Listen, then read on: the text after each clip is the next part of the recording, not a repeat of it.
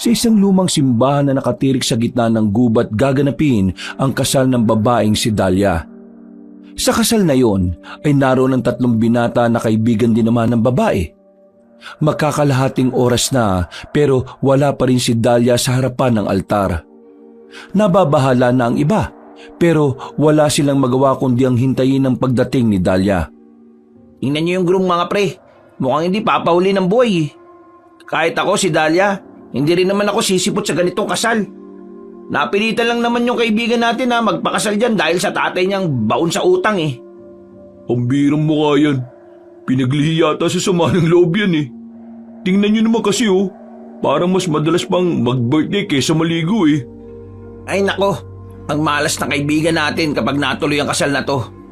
Araw-araw siyang may kasamang masama ang muka. Diyos ko, sana naman hindi na tumuloy si Dahlia. Hindi niya naman mahaling lalaking yan eh. Bukod na sa mayabang pa yan, hindi naman gwapo. Mas pogi pa nga tayo dyan eh. Uy, manahimik nga kayong dalawa. Nasa simbahan tayo tapos ganyan kayo manlait. Hindi naman siya pangit eh. Hindi lang talaga siya gwapo. Langya ka talaga. Kunwari ka pa eh, nalalait ka rin naman eh. Hindi lang ako masyado nagsasalita. Pero kanina pa ako nagdarasal na sana hindi na nga dumating si Dahlia. Ayoko may kasal siya sa isang lalaking kagaya niyan. Ni hindi nga tayo nakakasiguro kung aalagaan nga niya si Dahlia eh. Baka mamaya katawan lang ang habol niya kay Dahlia. Eh ikaw naman kasi, ang haba ng panahon, hindi ka pa umamin kay Dahlia na gusto mo siya. Tingnan mo tuloy ngayon, kabado ka tuloy. Paano kung bigla siyang dumating, eh di wala na, finish na, ikakasal siya. Tapos ikaw, iyak malala. Eh paano naman kasi torpe ang kaibigan natin? Yan kasi ang hirap. Kung sino pa ang pogi, siya pa ang walang lakas ng loob. Tingnan mo yung groom, ang pangit-pangit, pero makapal ang mukha. Ba't talaga nagagawa ng pera eh, no? Lumalakas ang loob umarap sa babae. Ay nako, dami niyo pang sinasabi. Tulungan niyo na lang ako magdasal na hindi pumunta rito si Dahlia. Pero napalingon sila sa bungad ng simbahan nang makitang bumukas ang malaking pinto. Nanlalaki ang mga mata ni Daniel nang masilayan ng babaeng si Dahlia. Maganda ang suot nitong wedding gown. Lahat ng tungkol kay Dahlia noong mga sandaling yun ay maganda para kay Daniel. Ang hindi lamang maganda para sa binata sa oras na ito ay ang katotohanang matutuloy na nga ang kasal. Yan, kakadasal mo, baliktad ang nangyari. Naku, yari na. Broken hearted is waving na badis. Walang salitang lumabas sa bibig ni Daniel. Habang marahang naglalakad ang babaeng si Dahlia, palakas ng palakas ang tibok ng kanyang puso. Batid niyang sa oras na makarating na ito sa altar, unti-unti nang magiging malabo ang kanyang pag-asa sa babae. Nagkatinginan sila ni Dahlia nang dumating na nga ito sa kanyang harapan. Nakangiti ang babae, pero ramdam ni Daniel na hindi yun dulot ng kasiyahan. Para itong humingi ng tulong sa kanya. Nilibot ni Daniel ng tingin ang buong simbahan. Nakita niya ang ama nitong si Mang Edwin at malapad ang ngiti nito. Sobrang saya na matandang lalaki dahil sa pamamagitan ng kasal na yon ay mapapawalang bisa na ang utang nito. Naku, nasa harapan na ng altar. Matutuloy na talaga. Ay naku, Jello. Handa mo na mamaya isang kahong alak ha. Babahan ng luha mamaya. Sige, sasamahan ko na rin ng chicharong bulaklak para diretso putok-batok pagkatapos bumutok ng puso. Sige, asarin niyo pa ako. Eh kung tinutulungan niyo na lang ako mag-isip kung paano pipigilan yung kasal na ito. Napakadali lang naman yan eh. Sabihin mo, itigil ang kasal. Napalingon silang lahat nang simulan na ng pari ang seremonya. Habang naririnig ni Daniel na nagsasalita ang pari ay mas lalo siyang kinakabahan. Namamawis ang kanyang palad. Nag-iinit ang kanyang mukha dahil sa kakaibang kaba na nararamdaman. Naninikip din naman ang dibdib niya. Tila hindi niya kayang makita na ikasal ang kanyang matagal nang minamahal na babae. Ngayong nasa harapan na tayo ng Diyos at ng inyong mga kamag-anak, maaari na nating ipakita sa lahat ang simula ng inyong bagong kabanata. Sa hapon na ito, magaganap ang isang kahindik-hindik na kasal. Isang anghel galing sa lupa at isang ewan ko na lang. Nagkaroon ng bulong-bulungan ng mga sandaling yon. Hindi nila maintindihan kung bakit ganun ang pananalita ng pari. Pero kahit na ganun, nanatiling tahimik ang mga tao. Ikaw babae, tinatanggap mo ba si lalaki sa iyong buhay? Sa sobrang hirap ng buhay at sa walang ginhawa? Sigurado ka na ba sa desisyon mong ito? Meron ka bang sapat na oras para maging honest sa harapan ng altar? Hala, tripping ni Father. Anong ginagawa niya? Bakit ganun si Father? Mas lalong lumakas ang bulungan. Si Mang Edwin na ama ng bride ay parang nakakaramdam na rin ng inis ng mga sandaling yon. Pinipigilan lang ito ng mga katabi nito para hindi lumapit sa altar. Tatanungin kita ulit. Ikaw babae, tinatanggap mo ba si lalaki sa iyong buhay sa hirap at sa ginhawa? At kung oo, bakit naman? Po? Oo o hindi? Oo. Bago ka sumagot, hayaan niyo munang magbigay ako ng isang makabagbag damdamin na mensahe. Alam niyo ba na ang pag-ibig ay hindi pinipilit? Hindi ito ginagawang pambayad sa utang ng isang ama. Mawalang galang na ho, Father. Pero ang ginagawa niyo labag sa tunay na gawain ng isang pari Pari ba talaga kayo?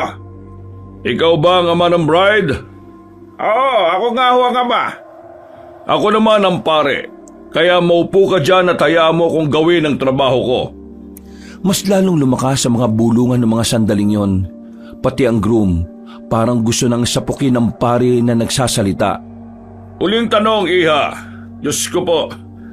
Tinatanggap mo ba itong lalaking ito na makasama mo habang buhay sa hirap na walang ginhawa?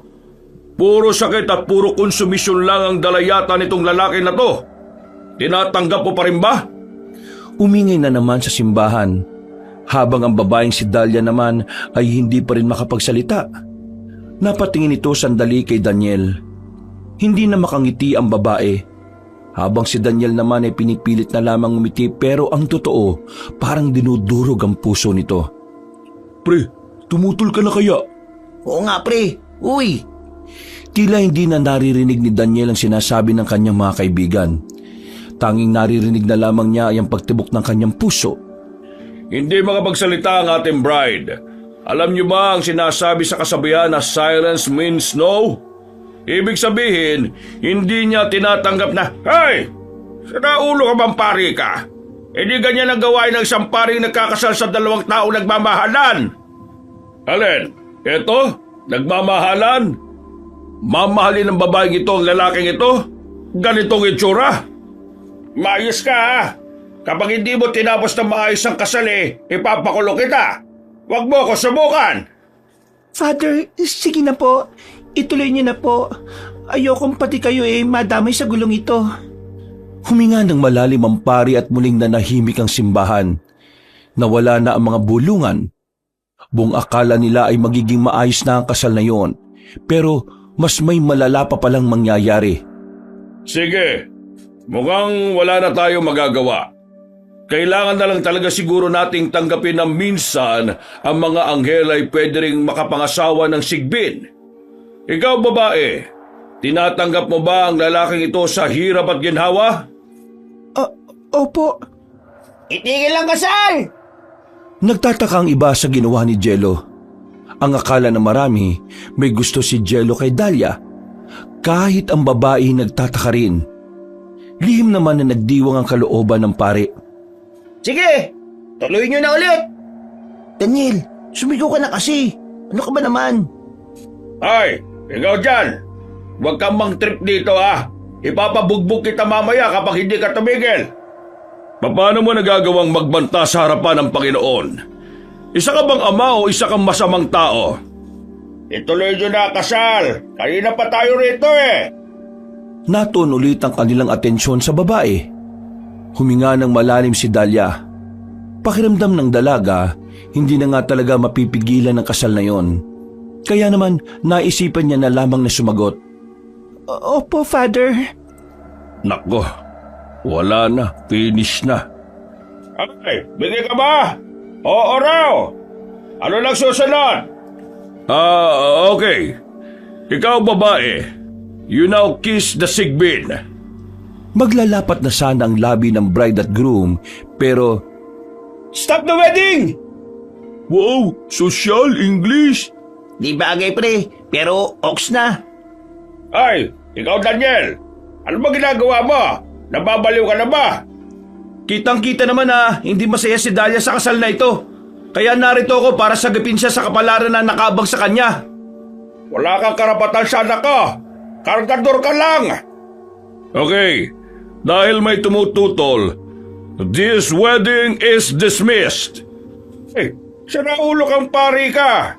Dismiss! Ano to? Meeting sa opisina? Dahlia, huwag kang mag-alala. Hindi ko hayaan na makulong ka sa isang buhay na hindi mo ginusto. tinulak ni Jello at Janjan ang lalaking si Daniel. Agad namang lumapit si Daniel kay Dahlia. At manghaharangan pa ang groom pero hinila ito ng paring si Abalos. Huwag ka nang makulit. Yan ang bet kong couple eh. Dahlia, tara na. Iwan na natin ang magulong mundong ito. Hinila na niya ang babae. Walang nakapigil sa kanila palabas ng simbahan. Sakto namang may napada na tricycle sa harapan kaya agad naman silang nakaalis. Naku, wala pala akong pamasahe. Ako nang bahala. Manong, sa Baryo Uno po tayo. Pinahururot ng tricycle driver ang sinasakyan nila kaya hindi na nakahabol pa ang mga nasa simbahan. Makalipas lang ang ilang sandali, nakarating na rin naman sila Daniel sa Baryo Uno. Pumasok sila sa kagubatan. Sandali silang tumambay roon. Makalipas lang ang halos 20 minutos na katahimikan na namagitan sa kanila, biglang dumating si Mang Abalos. Nanlalaki ang mga mata ni Daniel sa kanyang nakita. Oh, si Father to ah. Anong ginagawa niya rito? Hindi siya totoong pare. Ha? Paano hindi totoong pare? Nandun siya kanina, di ba? Nakilala ko lang siya rito sa Baryo Uno. Nakiusap ako sa kanya na magpanggap na pare para lang hindi matuloy ang kasal. Ano? Nasaan yung totoong pare? Nasa likod ng simbahan. Tulog. Pinainom ko ng alak eh. Pambihira. Hindi ko ito inaasahan ah. Pero maraming salamat sa iyo, iho. Hindi ko na kasi talaga kayang pigilan ang kasal kanina. Galit na yung tatay nito eh. Buti na lang umepal ka. Umepal talaga? Hindi masamang umepal minsan. Lalo na kung may buhay kang ililigtas. Tingnan mo ang babaeng ito. Kung hindi ka umepal, baka napangasawa na nito yung sigbin eh. Maraming salamat, Daniel. Utang ko sa iyo ang buhay ko. Ang OA mo naman. Anong utang? Hindi naman ganun kalaki ginawa ko. Niligtas mo ako sa kapalaran na ayaw ko. Ay, ikaw iho. Klas mo no? Ha? Ay, binata na siya. Bilog na utot. Dahlia, paano ba nakilala yung mga ganitong tao? Mamaya na kayo maglambingan ha. Ang mabuti pa, sumama na kayo sa tirahan ko para makapagpalit na ng suot ang babaeng ito. 2 minuto lang silang naglakad ay nakarating na rin sila sa tirahan ng matandang lalaki. Pagdating nila roon, dito na nalaman ni Daniel na isa palang albularyo ang matandang si Abalos. Iya, dun sa kwarto. Naroon ang mga gamit mo. Pasensya na kayo ha. Nalasing kasi ako kagabi kaya hindi ako nakapaglinis. Ayos lang po. Maraming salamat po. Agad na ring naglakad ng dalaga patungo sa silid para makapagbihis. Napatingin naman ang matandang lalaki sa binata.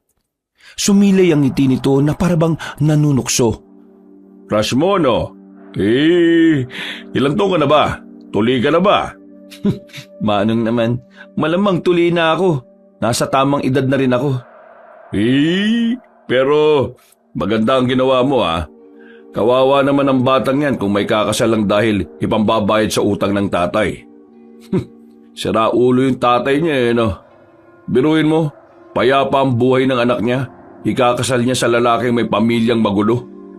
Noon pa man, masama na talaga ugali ng tatay niyan eh. Nakakainis palagi kapag nakikita niya ako eh. Lagi ako minamaliit. Ang sarap ipakain sa mga aswang kung totoo lang na meron yun eh. Gusto mo ba ipakain ang ama niya sa aswang? Hindi naman totoo yun. Iho, totoo mga aswang. Akala mo lang hindi. Hindi ka ba maniniwala sa isang albularyo na kagaya ko? Hindi pa naman kasi kita ganun kakilala eh. Kaya hindi ko alam kung maniniwala ba ako sa'yo. Kung sa bagay, may punto ka naman. Pero, ikaw iho, seryoso, mahal mo ba yung babaeng yun, di ba? Ha? Alam mo ba iho, kapag ang isang lalaki ay pinigilan ng kasal ng isang babae, ibig sabihin nun, may nararamdaman siyang espesyal sa babaeng yon. Hindi na nakapagsalita pa ang lalaking si Daniel. Natigil na ang kanilang usapan na yun nang lumabas na ng silid ng babae. Oh, paano? Lalabas na muna ako. Bibili lang ako ng pangapunan. Dalia, hanggang kailan ka rito? Hanggang mamayang gabi lang. Pero dito sa baryo lang din na ito ako titira. May lilipatan na akong bahay sa bandang gitna. Sigurado ka bang kaya mo? Gusto mo ba akong samahan? Ha? Di ba bawal yun? Mag-asawa lang ang nagsasama sa iisang bahay eh. Hindi naman na uso ang ganon. Ang mahalaga naman ngayon, may respeto ang lalaki sa babae kahit na walang namamagitan sa kanila. Pero ganun kasi ang turo sa akin ng lola ko noong nabubuhay pa siya. Hanggat hindi kayo kinakasal, hindi kayo pwede magsama sa iisang bahay. Kailangan na muna nating magpakasal. Magpapakasal tayo? Hindi nakapagsalita si Daniel. Parang hindi niya rin inaasahan na masasabi niya yon. Mahabang katahimikan ng namayani. Tila may dumaang anghel sa kanilang harapan. Pero binasag na lamang ni Daniel ang katahimikan na yon. I mean, di ba, if ever lang naman, kailangan kasal tayo. Kung sa bagay. Nanahimik na lamang si Daniel sa gilid. Noong mga sandaling yon, alam niya sa kanyang sarili na nakakaramdam siya ng kilig. Hindi niya lamang ito pinahahalata. Lumabas na muna siya para magsibak na lamang ng kahoy. Pero sinundan pa rin siya ni Dalia roon. Hindi ko na alam kung ano mangyayari pagkatapos ng mga nangyari. Sigurado ko, galit na sa iyo ang tatay mo. Kung sakaling uuwi ka sa kanila, tatanggapin ka pa rin naman nila eh. Pero hindi ka na makakaalis doon. Sinasabi mo bang hindi na ako pwedeng umuwi? Pwede pa rin naman kung pipiliin mong mabuhay sa paraang ayaw mo. Ayoko na, nakakasakal na.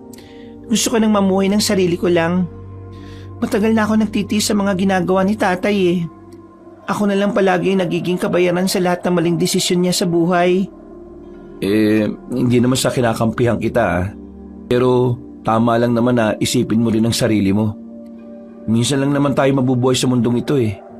At huwag nating hayaan na pagharian ng iba ang buhay natin. Tayo ang hari at reyna ng sarili nating buhay. Kaya dapat gawin natin ang lahat para mapabuti tayo. Tama ka, Daniel. Kahit na kailan, marunong ka talaga pagdating sa buhay. Isa yan sa mga hinahangaan ko sa iyo eh. Lumaki kasi akong walang mga magulang eh. Si Lola lang ang kasama ko. Pero mula nung mawala siya nitong nakaraang taon, mas marami akong napagtantong bagay. Siguro nga, mas matututo tayo kapag mag-isa na lang tayo eh, no? Sandaling natigil ang kanilang usapan nang merong mapansin ng babae sa gilid ng salangan. Meron kasing bungo doon ng tao. Biglang nakaramdam ng kilabot ang babae. Natatakot ka ba sa bungo na yan? Huwag kang mag-alala. Lahat ng albularyo may ganyan. Sabi kasi ni Lola dati, ang mga bungo na ginagamit nila mangontra din sa mga masasamang espiritu. At sako, hindi naman kinuha ni Mang Abalos yan para lang gawing disenyo. May dahilan yan. Ibig sabihin, ayos lang yan dyan? Oo, kasangkapan naman yan ng isang albularyo eh. Pero, paano mo ba siya nakilala? Nitong nakaraan kasi, gusto ko nalang tumalon sa ilog. Pero pinigilan niya ako. Tapos, sinabi ko sa kanya ang problema ko. Tapos ayun, nagkasundo kaming dalawa na tutulungan niya ako kapalit ng pera. Kailangan niya raw kasi ng pera para pondohan ng mga halamang gamot na ginagawa niya. Mukhang pabuting tao naman si Mang Abalos eh. Pero aware ba siya sa kayang gawin ng tatay mo? Alam ba niya na bigating tao ang tatay mo? Sinabi ko naman sa kanya lahat eh, pero pumayag pa rin siya. Dalia, ano bang balak mo ngayon sa buhay mo? Mamumuhay ako ng simple. magpapatulong ako kay Mang Abalos na makahanap ng trabaho.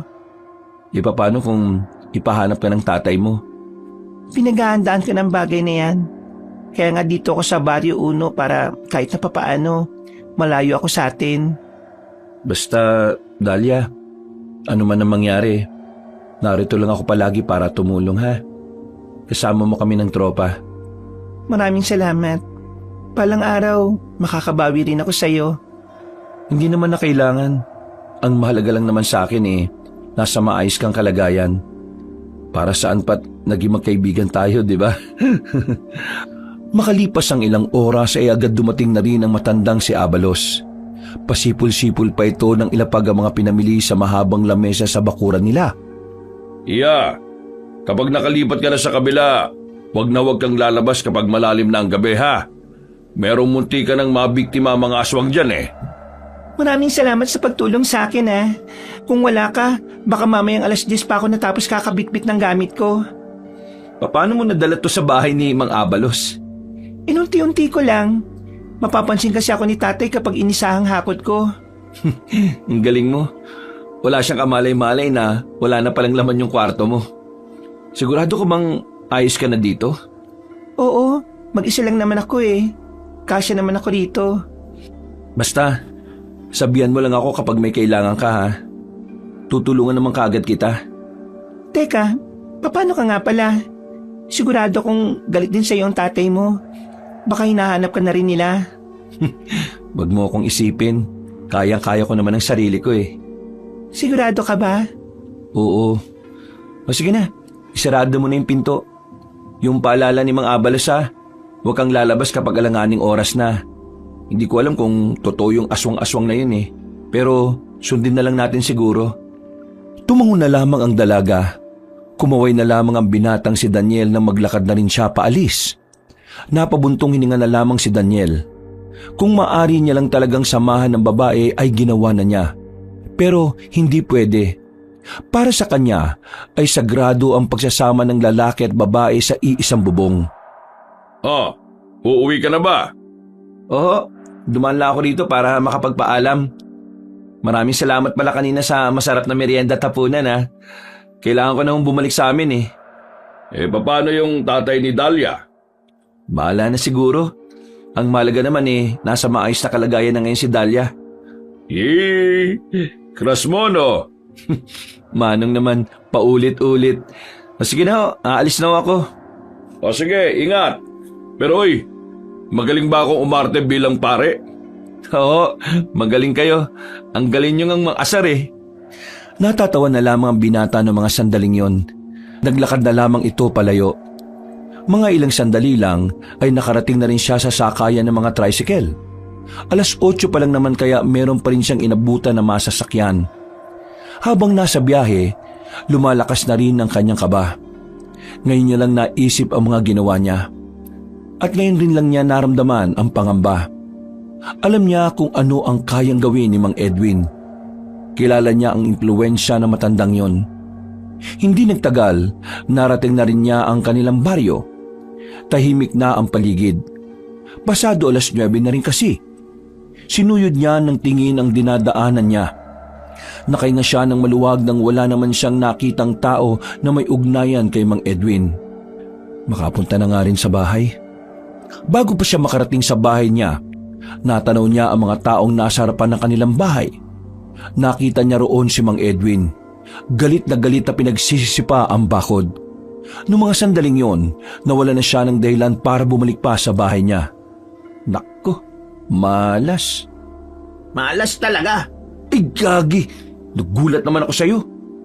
Buti naman nasa maayos ka lang nalagay.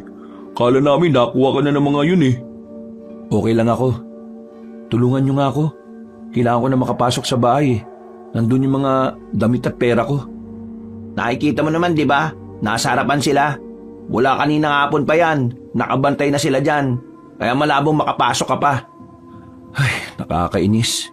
Anong gagawin ko ngayon? Nasaan si Dahlia? Nasa Barrio Uno siya. Di, doon ko na lang din muna. Wala nga akong pera. Saan ako titira? Pahiramin ka na lang muna namin ng pera ngayon. Bukas naman pag wala na sila dyan, Papasukin namin ang bahay mo. Kukunin namin lahat ng kailangan mo. Pasensya na kayo ha. Naabala ko pa kayo sa problemang to. Ayos lang naman. Di ba nga, kami ang pumilit sa'yo na pigilan yung kasal? Uy, huwag nga maingay. Baka mamaya marinig pa tayo rito eh. Umalis na kasi tayo. Hatid ka na namin, pre. Sige, maraming salamat sa inyo ha. Palis na sana sila nang biglang nakasalubong nila ang isa sa mga tauhan ni Mang Edwin. Namukhaan sila ng lalaking yun. Tatakpan sana nila ang bibig nito pero huli na ang lahat.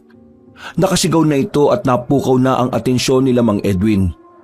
Tinulak na lamang ni Janjan ang lalaking yon at saka sinimulan na rin nilang tumakbo. Sino bang may balat sa pet?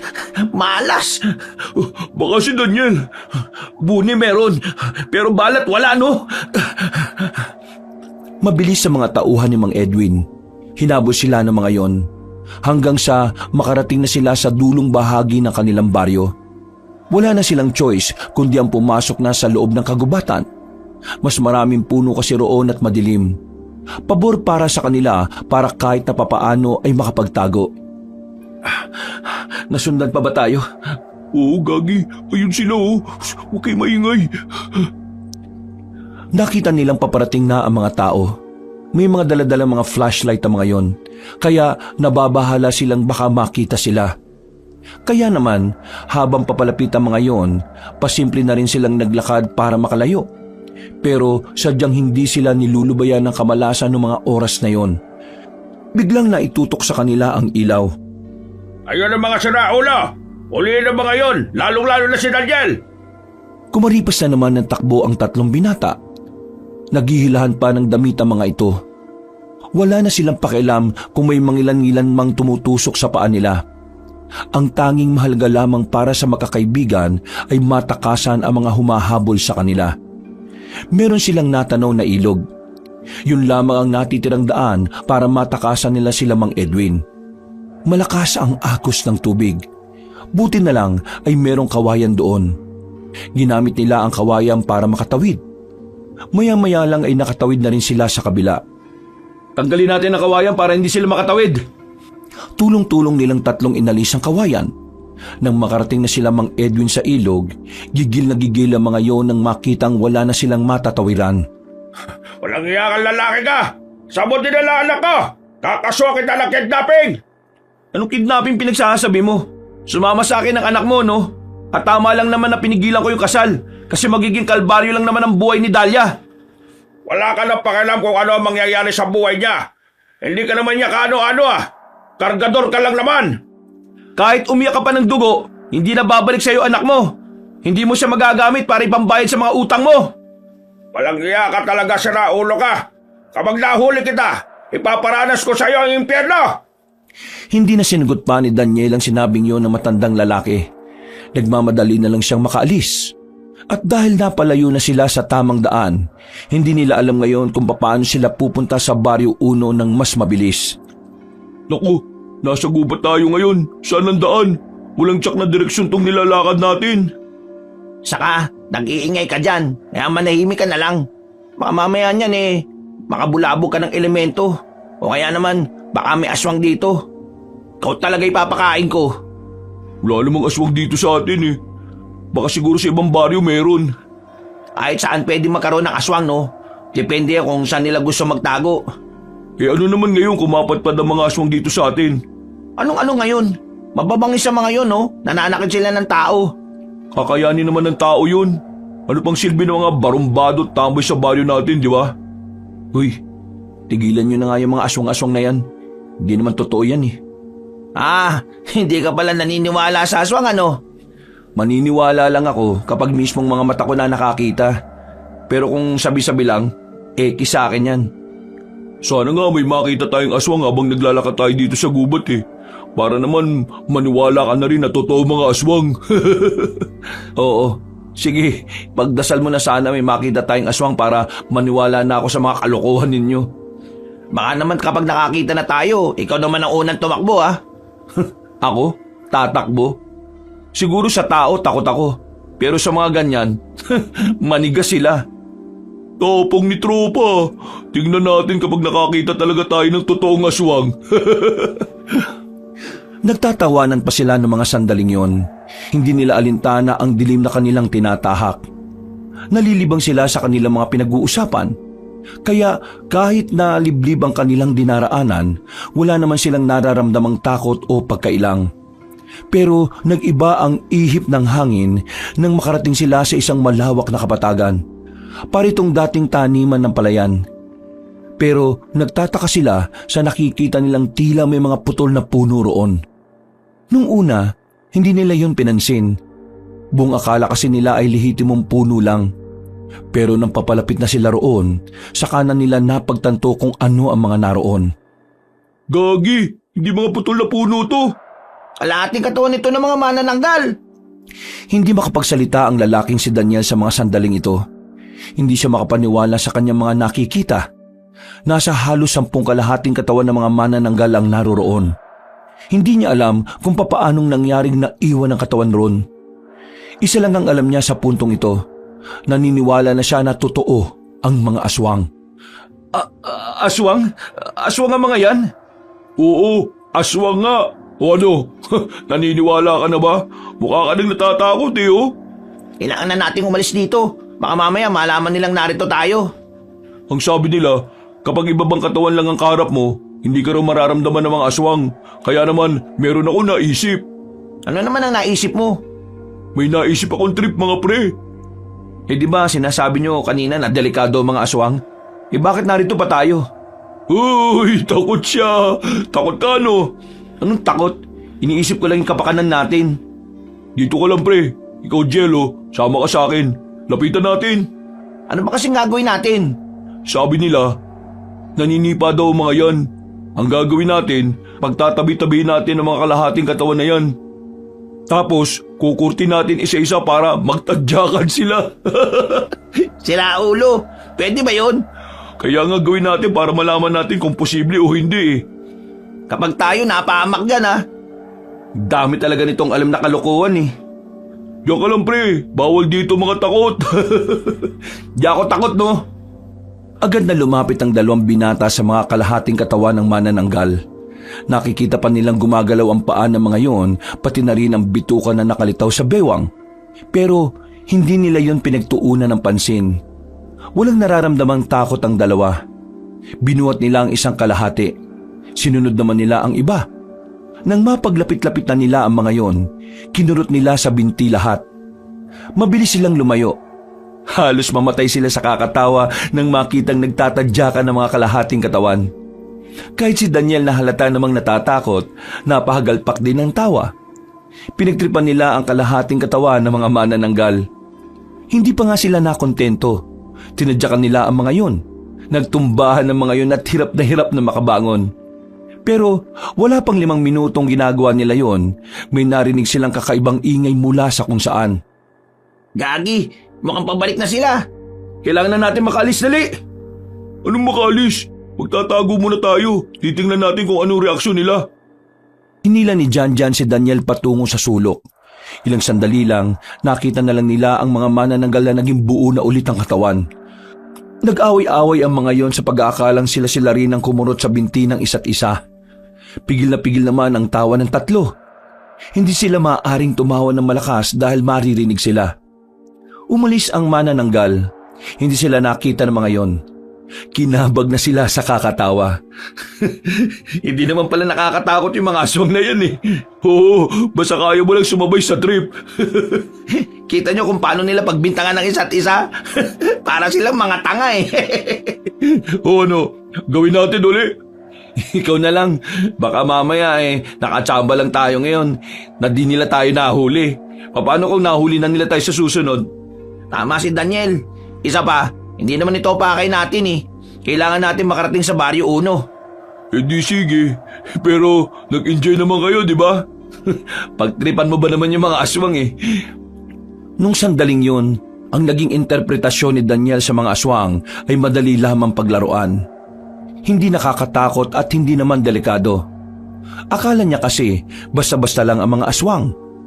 Sa pagtsatsaga nilang maglakad, nakalabas na rin sila ng kagubatan. Nasa kalsada na sila at naalaman na rin nila ang tamang daan. Dakong alauna na ng madaling araw na makarating sila sa Baryo 1. Tulog na ang lahat ng tao. Pero kailangan ni Daniel na makausap ang matandang si Abalos. Ito lang ang tingin niya makakatulong sa kanya. Tao po! Tao po! Mga Abalos! Daniel, akala ko ba umuwi ka na? Bakit ka narito? Kasama pa ang mga kaibigan mo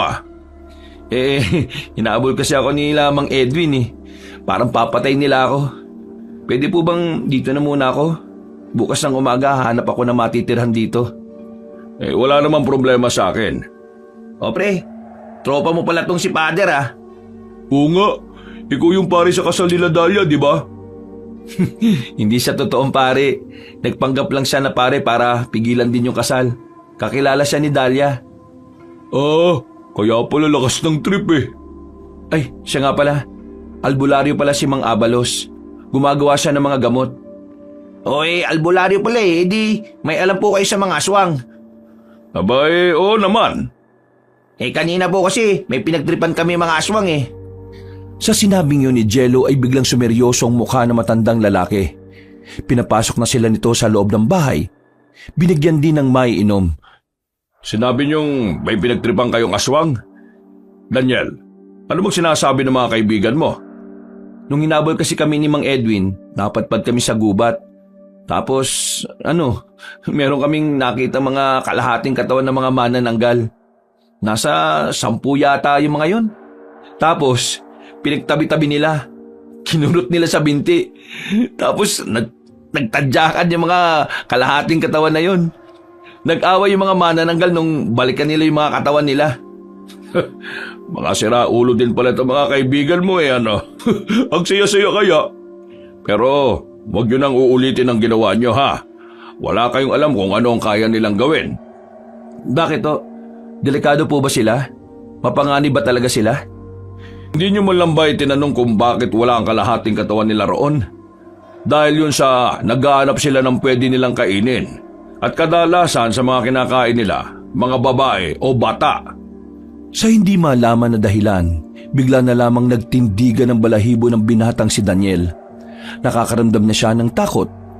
Kabadong malala si Daniel dahil buong akala niya pwedeng paglaruan palagi ang mga aswang, lalo na ang manananggal. Siguro, swerte kayo kasi hindi nagkataon na yung pinuno nila ang pinagtripan ninyo. May pinuno ho sila? Oo, meron silang pinuno. At ang pangalan niya ay Marivic. Isang mabangis na manananggal. At ayon sa paniniwala ng mga albularyong kagaya ko, ang matandang aswang na yon ay may angking bilis. Hindi to kaya ng ibang manananggal na pinagtripan ninyo. Kung itong makakatagpo ninyo, baka hindi na kayo nakauwi. Baka naging isang alaala na lang kayo. Isang kwento. Ito kasi si Janjan makulit Gusto mo rin naman Mababangis sila. At kung hindi nyo na itatanong, nalalapit na ang araw na kung saan dadalawin nila ang mga baryo. Mangunguha sila ng mga tao at hindi natin alam kung kailan. Mang Abalos, baka naman tinatakot mo lang kami kaya mo sinasabi yan Hindi ko kayo tinatakot. Sinasabi ko lang sa inyo kung ano yung hindi nyo pa nalalaman. Magmula ngayon, wala nang matitrip ng aswang Itong dalawang kaibigan mo Daniel, dito na muna sila matulog. Baka mamaya madagit pa ng mga aswang to mga ito. Matapos ang pag-uusap na yon, ay naglatag na rin sila ng kanilang banig. Ang matandang si Abalos naman ay hindi na bumalik sa tulog. Nagsalang na lamang ng kung ano-anong halaman ng albularyo. Tatatakot na ba kayo sa aswang? Kung buhay natin na mapapahamak, malamang nakakatakot. Sira ulo ka kasi. Sus, tawa rin naman kayo ng tawa Nakakatawa nga. Pero yung panganib naman na pwede nating maranasan, hindi nakakatawa. Basta ako, naniniwala na ako may aswang. Hindi ko na muna iisipin yan. Si Dahlia na munang iisipin ko. Ay, oo nga. Kumusta pala? Nagtapat ka na ba sa kanya? Hindi pa Diyos ko, ang torpe talaga. Pinigilan mo na nga yung kasal tapos hindi ka pa nagtapat. Anong klase ka? Ayoko naman na samantalin yung pagkakataon na magulo pa ang isip niya. ginagalang ko pa yung pinagdaraanan niya ngayon. May punto naman si tropa. Pero pre, kapag okay na ang lahat magsabi ka na hanggat maaga. Sayang ang panahon. Malay mo, sa iba naman magkagusto si Dahlia. Maganda pa naman si Dahlia. Sexy pa tapos mabait. Matalino. Saan ka pa? Kukuha lang ako ng tamang pagkakataon. Lalakasan ko rin ang loob ko. Napangiti na lamang ang lalaking si Daniel. Mga ilang sandali lang, hindi na niya namalayan na nakatulog na pala siya. Kinabukasan, nagising na lamang sila dahil sa masarap na amoy ng puto. Bumangon sila at pagdating nila sa bakuran, katatapos lang palang magluto ni Mang Abalos. Napangiti rin si Daniel nang makita niyang naroon din si Dahlia. Gising na pala mga boarders ko. Kain na kayo rito. Puto na may tableya. Dahlia, kanina ka pa rito? Hindi naman, medyo kararating ko lang. Kumusta ka naman? Ayos naman ako. Nahirapan lang ako matulog. Siguro kasi naninibago pa ako. Sa susunod na araw, mahimbing na yung tulog mo niyan. Sana nga. Kailangan ba muna naming umalis para makapag-usap kayo na maayos? Oo nga, para naman masolo niyo ang isa't isa. Ay! Uy, para kayong mga siraulo. Hindi na lamang pinansin ni Daniel ang mga sinasabi sa kanila ng dalawang kaibigan. Itinuon na lamang niya ang atensyon sa kanyang kinakain. Maya-maya lang din, umuwi na rin si Janjan at Jello. Naiwan si Daniel doon kasama si Dahlia at Mang Abalos. Noong hapon na yon, kailangan niya makahanap ng matitirhang bahay. Kaya naman, naglakad-lakad sila sa baryo. Merong isang bakanting bahay malapit lang din sa tinutuluyan ko. Ang kaso nga lang, wala pang gamit sa loob. Wala ring papag. Sa say ka muna matutulog. Ayos na siguro yon. Sigurado ka ba? Marami pa naman tayong makikita dyan na kung saan makakatulog ka naman na maayos. Ayos na po yun. Para naman malapit lang din ako kay Dahlia. Kung sa bagay, nauunawaan naman kita. Kahit naman ako gusto ko rin namang mapalapit sa mahal ko. Ano po? Ang sabi ko, puntahan na natin yung sinasabi mo. Maliit na bahay lang ang kanilang dinatnan. Kagaya ng sinabi ng dalaga, walang kagamit-gamit sa loob. Pero hindi naman yun naging problema para sa binata. Mamaya, darating naman yung may-ari ng bahay na yan. Kausapin mo na lang siya. O paano? Maiwan ko na muna kayo Naglakad na palis sa matandang lalaki. Dalawa na lamang sila sa harapan ng bahay na yon. Na magtama ang kanilang tingin, nakaramdam ng hiya ang binata kaya tinuon niya na lamang ang tingin sa ibang direksyon. Nakita niyang may matandang babae na dumating. Puti na rin ang buhok nito. Medyo kulubot na rin ang balat pero malakas-lakas pa rin naman. Ano bang may paglilingkod ko sa dalawang magkasintahan na ito? Hindi po kami magkasintahan. Kaibigan ko lang po siya. Opo, tama po siya. Magkaibigan lang po kaming dalawa. Ano po kasi, pinapaupahan niyo po ba yung bahay na ito? Nagaanap kasi ako ng pansamantala matutuluyan.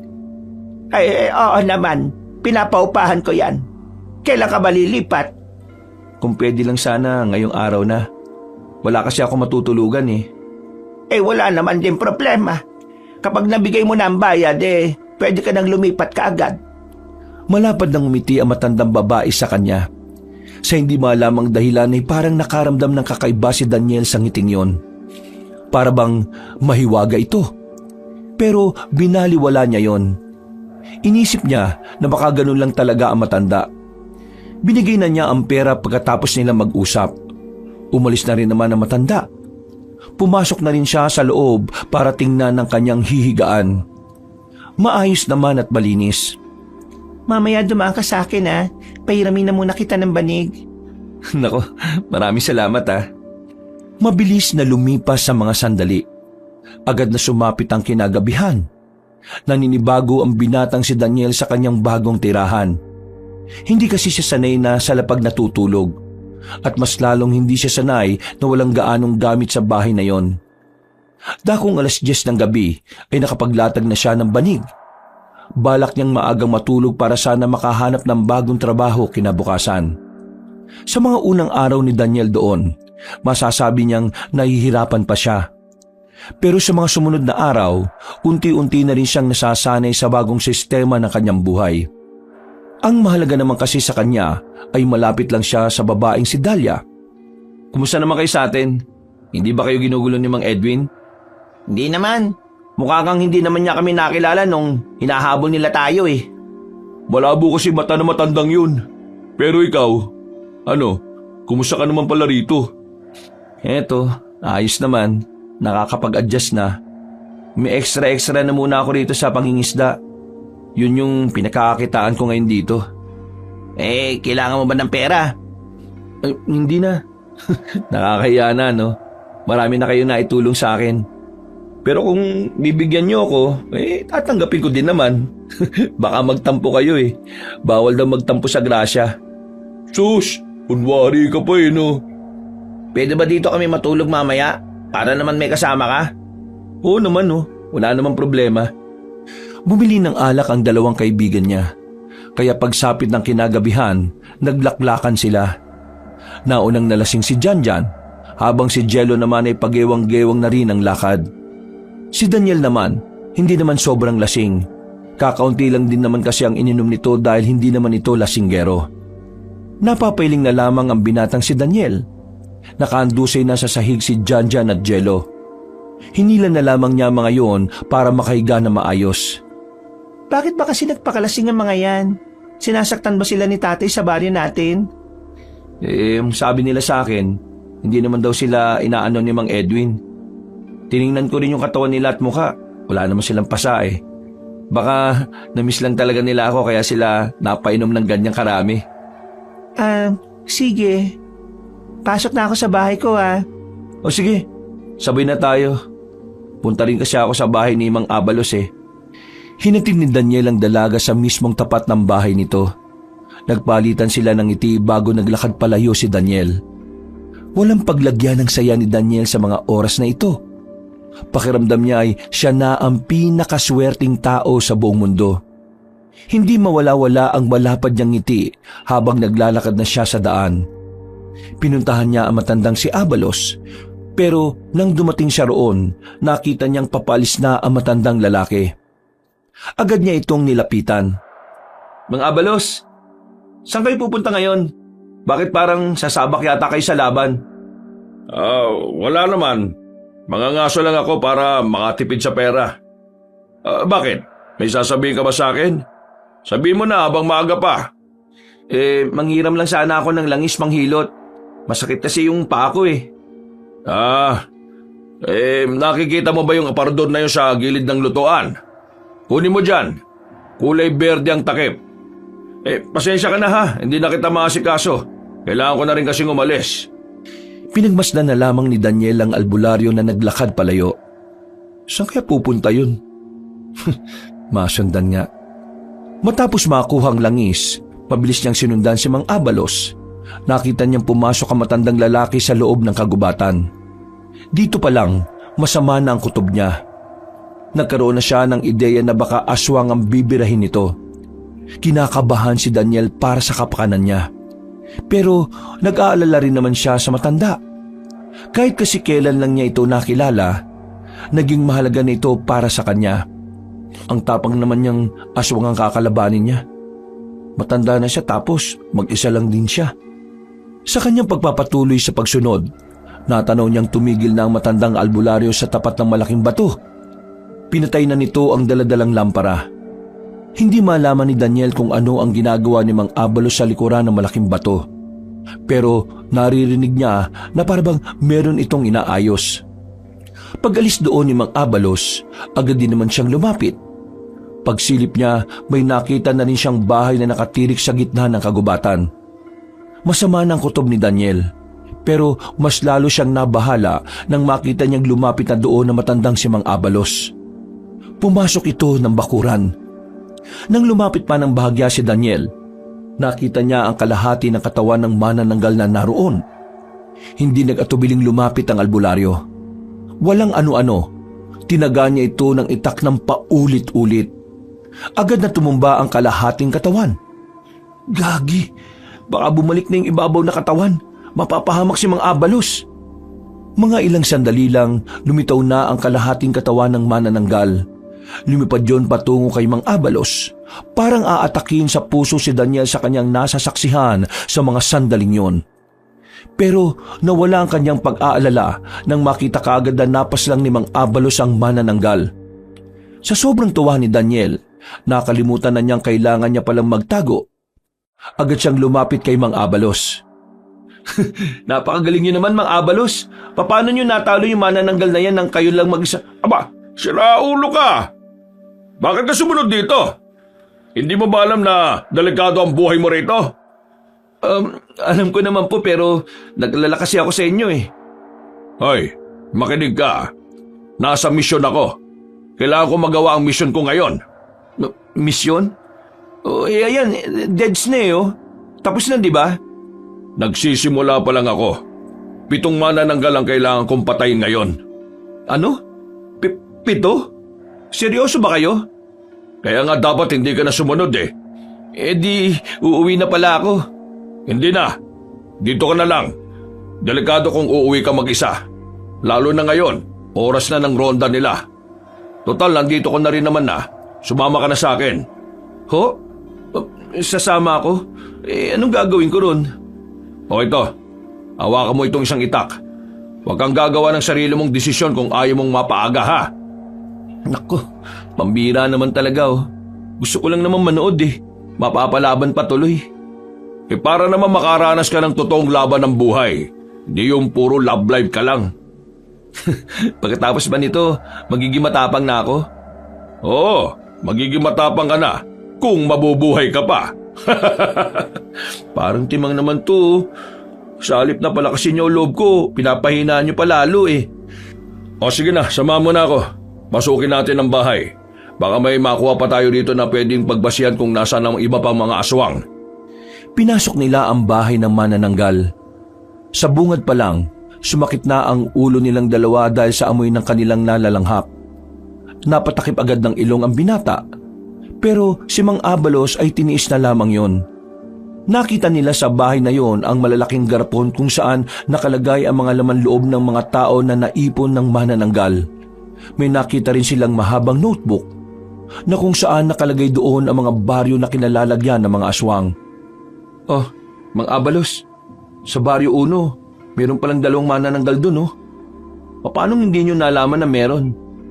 Ang mga manananggal kasi ay hindi gaya ng ibang aswang na kayang maramdaman ng pangkaraniwang tao lang. Ang mga aswang na manananggal, para silang tao talaga. Kapag nakanyong tao sila, wala kang makikitang bakas ng pagiging aswang. Veterano pala sila sa pagiging plastic. Ano? Pagiging plastic? Ang ibig ko sabihin, pagpapanggap, pagkukunwari, ganun. Oo. Magagaling silang mandinlang ng tao. Kaya malaking tulong ang mga nakasulat dito. Makakatulong ito para malaman ko kung ano-anong baryo pa ang kailangan kong puntahan. Pero dito sa area na to, may 6 ka palang papaslangin na manananggal, di ba? Oo. Kaya nga ihanda mo yung sarili mo.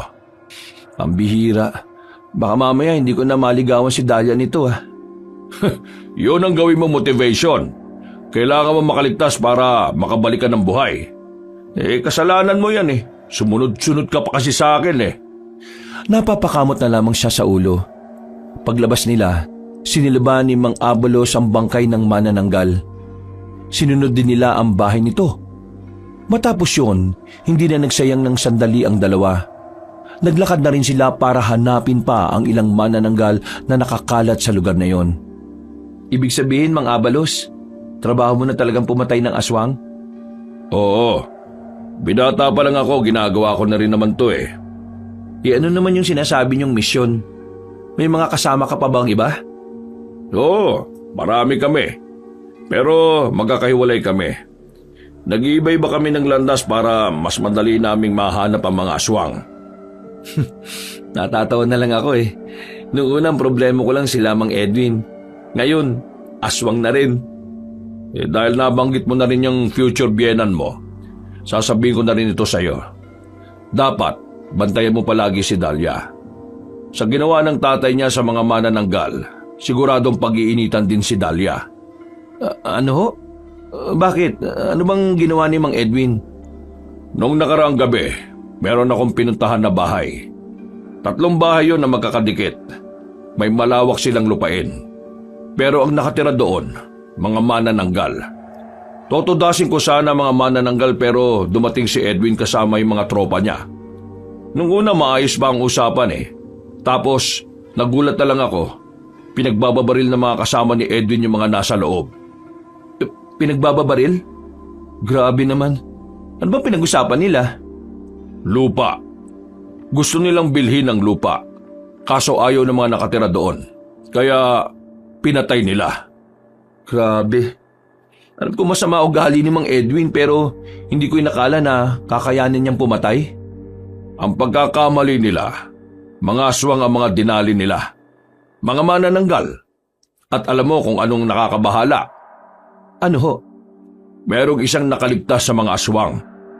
Nako, hindi mapapahamak yung ibang kamag-anak niya na wala namang kinalaman.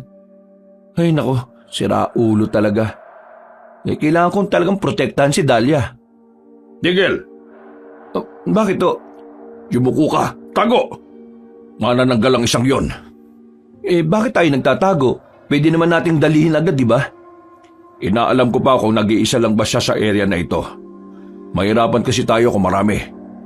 Palihim nilang sinundan kung saan nagtungo ang manananggal. Ilang sandali lang ay nakarating na rin sila sa batis. Sa puntong ito, doble ingat ang kanilang ginagawa. Madilim sa batis.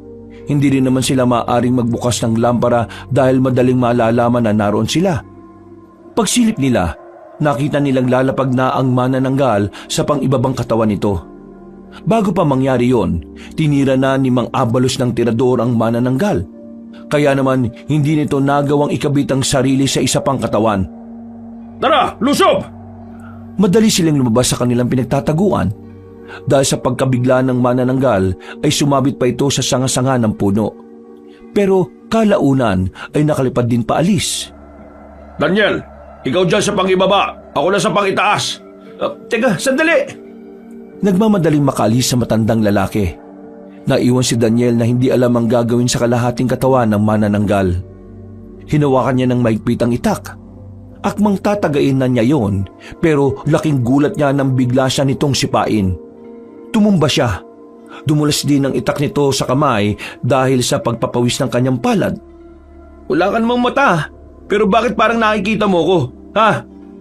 Sinubukan niyang kunin ang itak pero lumubog na yon sa batis. Wala siyang magagawa kundi ang palagan na lamang ang kalahating katawan ng manananggal. Malakas ka pala sumipa ha. Tingnan natin kung papalag ka sa gagawin ko. Matapang na lumapit ang binatang si Daniel. Bumelo siya ng malakas at saka sinipa yon sa pagitan ng mga hita. O ano? Masakit ba mabayagan? Walang epekto ang kanyang ginawa. Naglakad lang yon palapit sa kanya. Pero sa puntong ito, mas mabilis na ang lakad. Uy, gagi! Hindi ka nga pala lalaki. Pambirang buhay to. Anong gagawin ko ngayon dito? Takbo lang siya ng takbo nung oras na yon para hindi siya maabutan ng kalahating katawan. Hanggang sa may pumasok na namang ideya sa utak niya. Dinukot niya ang langis na panghilot. Inamoy niya yon at nalaman na maanghang ito. Mabilis na tumakbo ang binata palapit sa kalahating katawan at saka ibinudbod ang langis sa bewang nito. Sa ginawa niyang yon, parang nagdabog yon. Parang batang nagmamaktol. O ano, mapdi ba? Natumbang kalahating katawan na yon. At ang hindi na yon makabangon, buong lakas na hinila yon ni Daniel at itinapon yon sa tubig. Lunod ka ngayon. Ay, teka, paano pala malulunod yun wala namang bibig yun. Mas lalong nawindang si Daniel nang makitang nagfo-floating ang kalahating katawan. Pumapadyak pa ito sa tubig hanggang sa makabalik ito sa gilid ng batis. Natataranta na si Daniel kaya pinutol niya ang sanga na nakita niya. Matapang niyang itinarak ang sanga na yon sa mismong bewang. At sa pagkakataong ito, tuluyan nang hindi na gumalaw ang kalahating katawan ng manananggal. Buti naman. Diyos ko, nakaka-stress pala kalaban to. Paano pa kaya yung upper body? Tumayo na ang binata at nagmamadali ng sumunod kay Mang Abalos. Naabutan niya naman na matanda. Ang kaso nga lang, hindi pa rin ito napapaslang ang manananggal. Nahihirapan si Mang Abalos dahil lipad yun ang lipad. Mabuti naman at nakasunod ka na. Napatay ko yung kalahating katawan niya. Sinaksak ko sa beong ng matulis na sanga eh. Ayos, kung ganon, madali na natin ito mapapaslang. Paano? Binalikan nila ang ibabang parte ng manananggal. Sumunod din naman sa kanila ang manananggal nang mapagtanto nito ang kanilang gagawin. Itinali ni Mang Abalos ang ibabang katawan sa puno. Humawak ng gas at posporo ang matandang albularyo. Seryoso? Hostage natin tong 1/2 na to? Ang mga aswang na manananggal, mahalaga sa kanilang kalahati ng katawan nila. Kasi kung wala ito, hindi sila makakapag-anyong tao. Mamamatay sila kalaunan kapag inabutan sila ng umaga na hindi pa sila nakakabalik sa katawan nila. Maya-maya pa, lumitaw na rin ang manananggal. Pagaspas lang ito ng pagaspas ng pakpak. Hindi makalapit sa kanila. Hoy! Hostage namin tong kalahati mong katawan! Kung gusto mo pang mabuhay, bumalik ka rito sa katawan na ito at ituro mo sa akin kung nasaan pa ang iba. Kung hindi ka babalik, susunugin ko to at mawawala ka na ng kalahating katawan. Aabutan ka na ng sikat ng araw! Naintindihan ka ba niya? Oo, nagtatanga-tangahan lang yan. Pwes, kung ayaw mo bumaba rito, susunugin ko na to! Hindi na nagdalawang isip pa si Mang Abalos. Binuhusan na niya ng gas ang pang-ibabang katawan ng manananggal. Sinilaban niya yon sa harapan mismo ng aswang. Gigil na gigil ang aswang. Sa sobrang galit nito, bigla na lamang itong bumagsak. Nangingisay ito nang makita nila. Makalipas lang ang halos 2 minuto, nalugutan na rin ito ng hininga. Oh, ano nangyari? Dahil ba yun sa nasusunog yung kalahating katawan niya? Hindi. Inatake siya sa puso dahil sa sobrang sama ng loob. Ha? Seryoso? Totoo? Oo, yun ang dahilan. Bakit? Akala mo ba hindi nangyayari yun sa kanila? Akala ko kasi wala na silang puso eh. Kasi di ba, kampo na sila ng kadiliman? Ewan ko sa'yo. Wala na to. Susunugin ko na lang din to para sigurado. Sinilaban din ni Mang Abalos ang pang-itaas na bangkay ng manananggal. Agad nilang nilisan ang lugar na yon at pinagpatuloy pa ang paghahanap sa iba. Grabe, ganito pala talaga kahirap ang trabaho nyo, no? Sumasahod din ba kayo rito? Oo, sumasahod din naman. Depende kung magkano matatanggap namin mula sa pinuno namin. Siya kasi ang nakikipag-usap sa lokal ng probinsya. Ibig sabihin, alam ng local government natin na may aswang? Oo naman. Sila ang unang nakakalam nun. Alam nila noon pa. Grabe, dami kong nalalaman ngayon ah. Tapusin na lang natin tong pagpapahinga na to. Tapos uwi na rin tayo. Paano yung ibang aswang? Sa susunod na araw na lang muna. Nag-aalala ako sa iyo, baka mamatay ka eh. Buti naman nag-alala kayo. Matapos ang halos 10 minutong pagpapahinga sa gilid ng ilog, mabilis na rin naman silang umalis sa lugar na yon.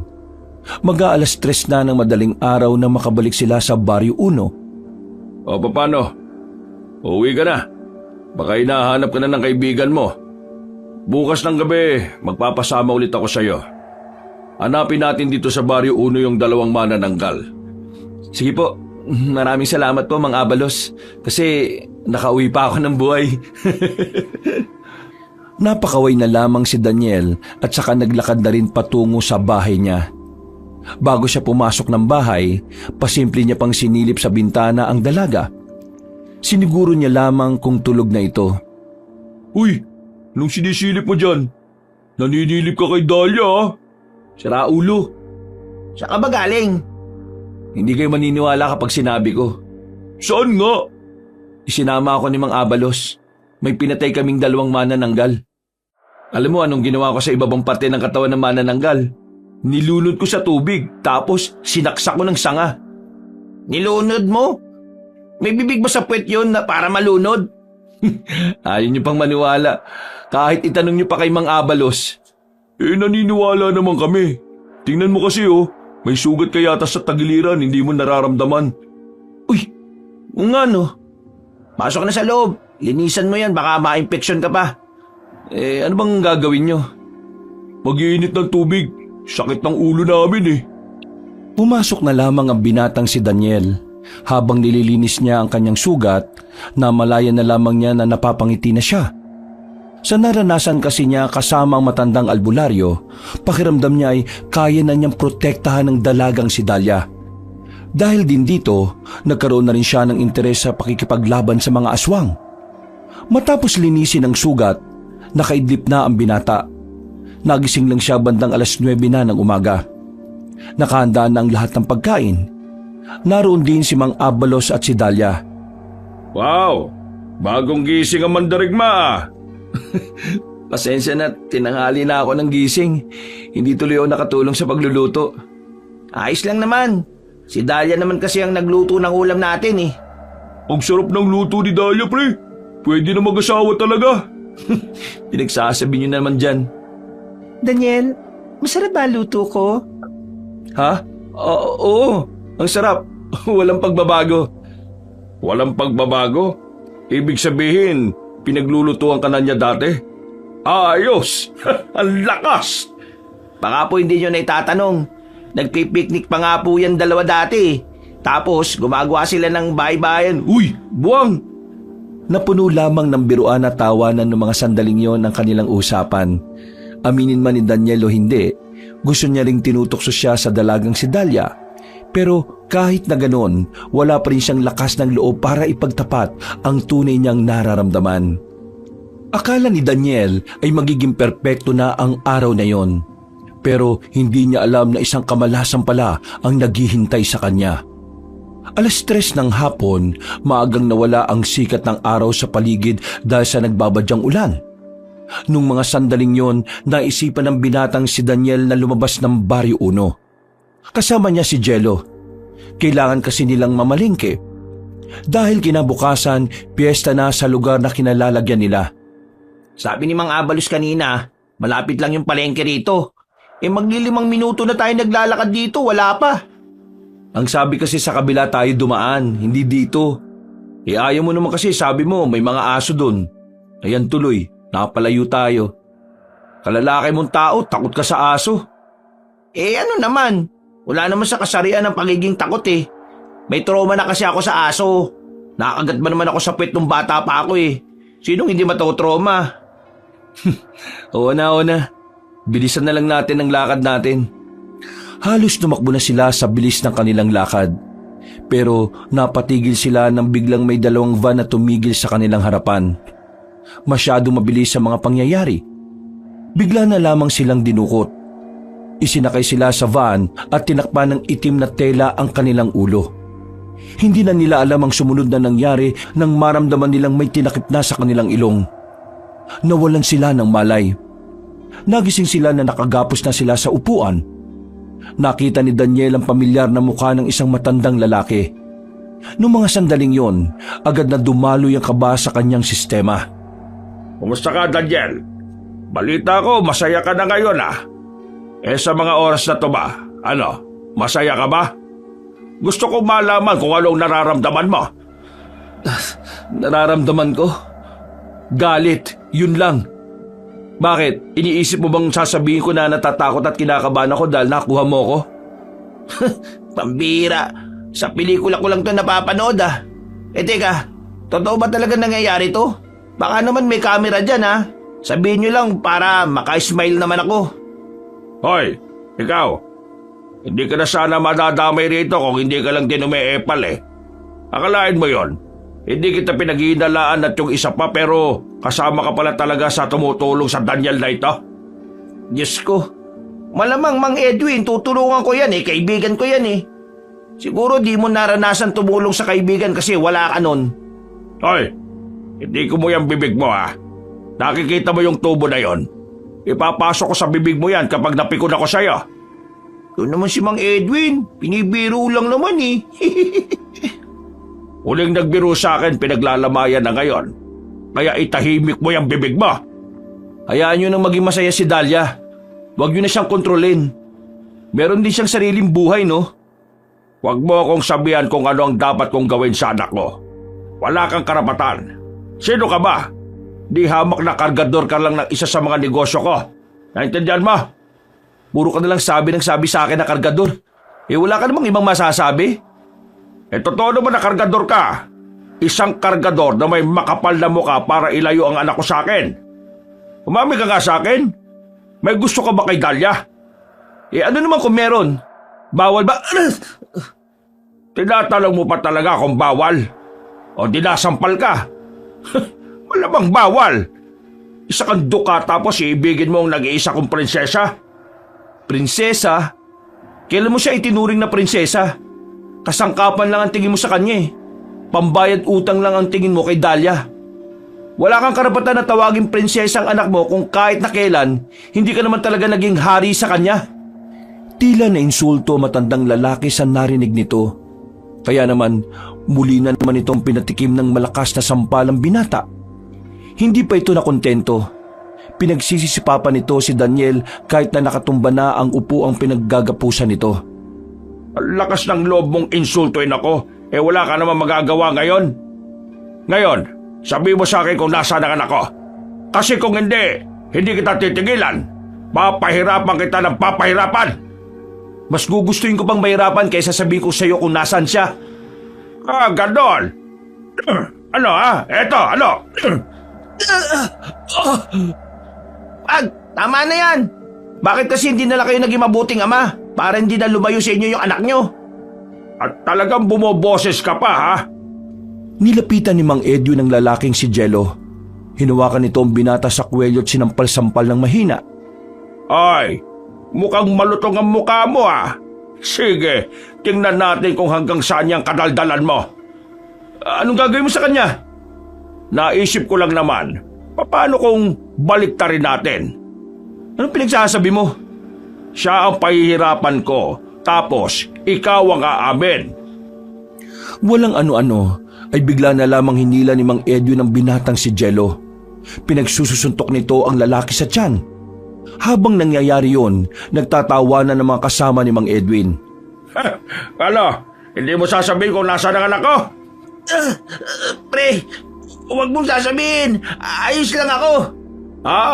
Ayos ka lang pala, ha? Muling pinagsususuntok ni Mang Edwin si Jello. Duguan na ang bibig nito. Kaya naman wala nang magawa si Daniel. Mahal niya si Dahlia pero hindi niya naman kayang makita na unti-unting nahihirapan ang kanyang kaibigan. Tama na! Sige na! Sasabihin ko na! Baliw ka ba?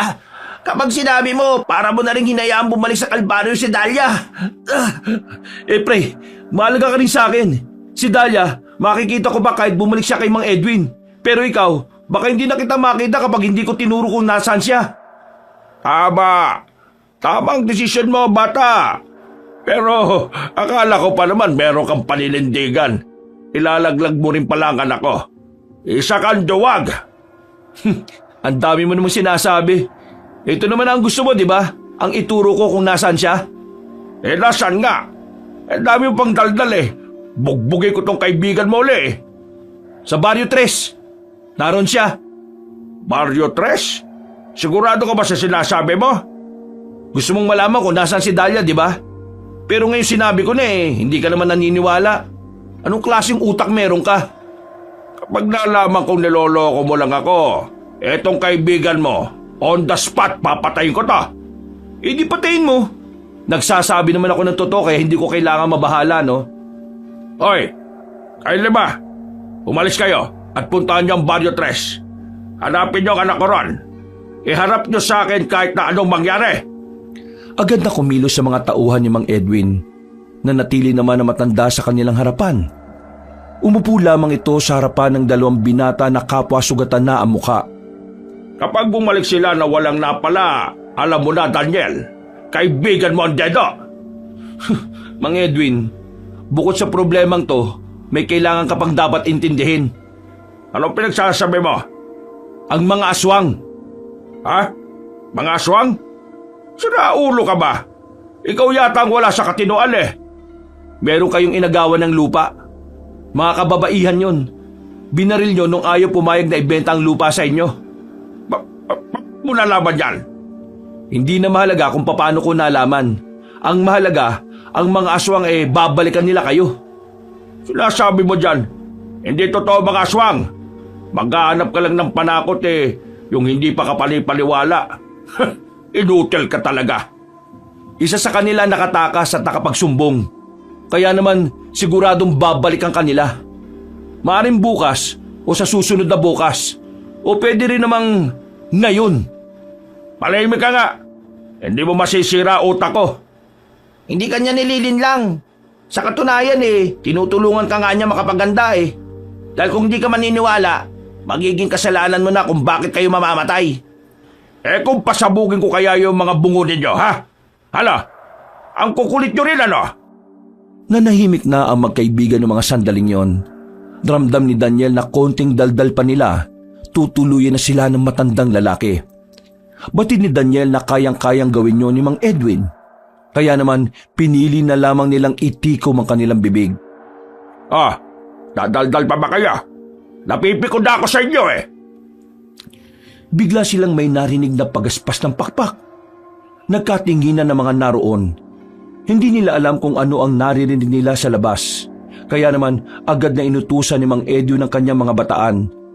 Pagbalik ng mga ito ay natataranta itong bumalik. Ano? Ano manananggal na pinagsasabi niyo? Nababaliw na ba kayo? Nahahawa na ba kayo rito kay Daniel? Hindi na nakatiis sa matandang si Edwin. Sumilip ito sa labas. Nakita nila ang mga taong may pakpak at kalahati lamang ang katawan. Nanlalaki ang mga mata ni Mang Edwin. Hindi rin ito makapaniwala sa kanilang mga nakikita. Ano, Mang Edwin? Di ka kasi naniniwala sa akin Kung sana naniwala ka, nakapaganda pa kayo kahit na papano. Pinapunta mo tong mga aswang dito, no? Baliw ka ba? Di naman kami aswang para maging close kami, no? Ano ba tinitingin-tingin nyo dyan? Marilin nyo! Mga inutil to mga tauhan ko na ito Pre, paano tayo tatakas dito? Akong bahala, pre. Kanina pa ako nakawala sa tali. Tatanga-tanga yung nagtali sa akin Ayos yan. Kailangan na natin makaalis dito. Ayun, lumabas na sila lahat. Tara na! Biglang bumangon si Daniel at saka kinalagan niya rin ang pagkakatali kay Jello. Nang makita nilang nakikigulo sila Mang Edwin sa labas, pasimple silang gumapang patungo sa isang pintuan na nasa bandang gilid ng warehouse. Kaso paglabas nila roon, nagulat na lamang sila nang merong manananggal sa itaas. Kakaiba ang manananggal na yon dahil bigla na lamang humaba ang dila nito. Nang tumakbo sila, hindi sila tinantanan ng manananggal. Lintik na manananggal to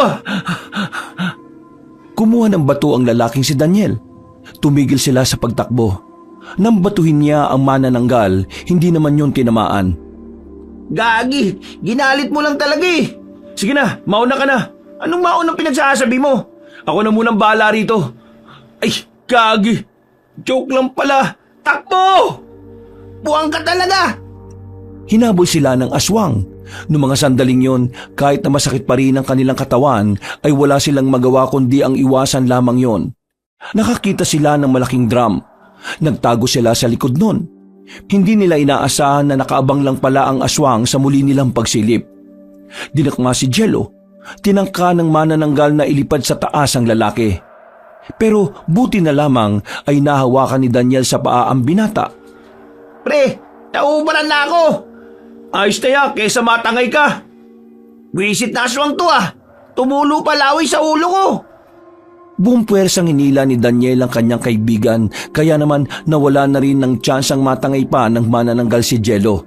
Nang makabuelo, pinagbababato nila yon. Sa puntong ito naman ay nagagawa na nila itong tamaan.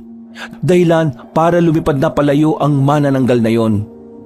Wisit, mukhang tayo naman ang pinagtitripan nun Tumigil na putukan. Ano na kaya nangyayari?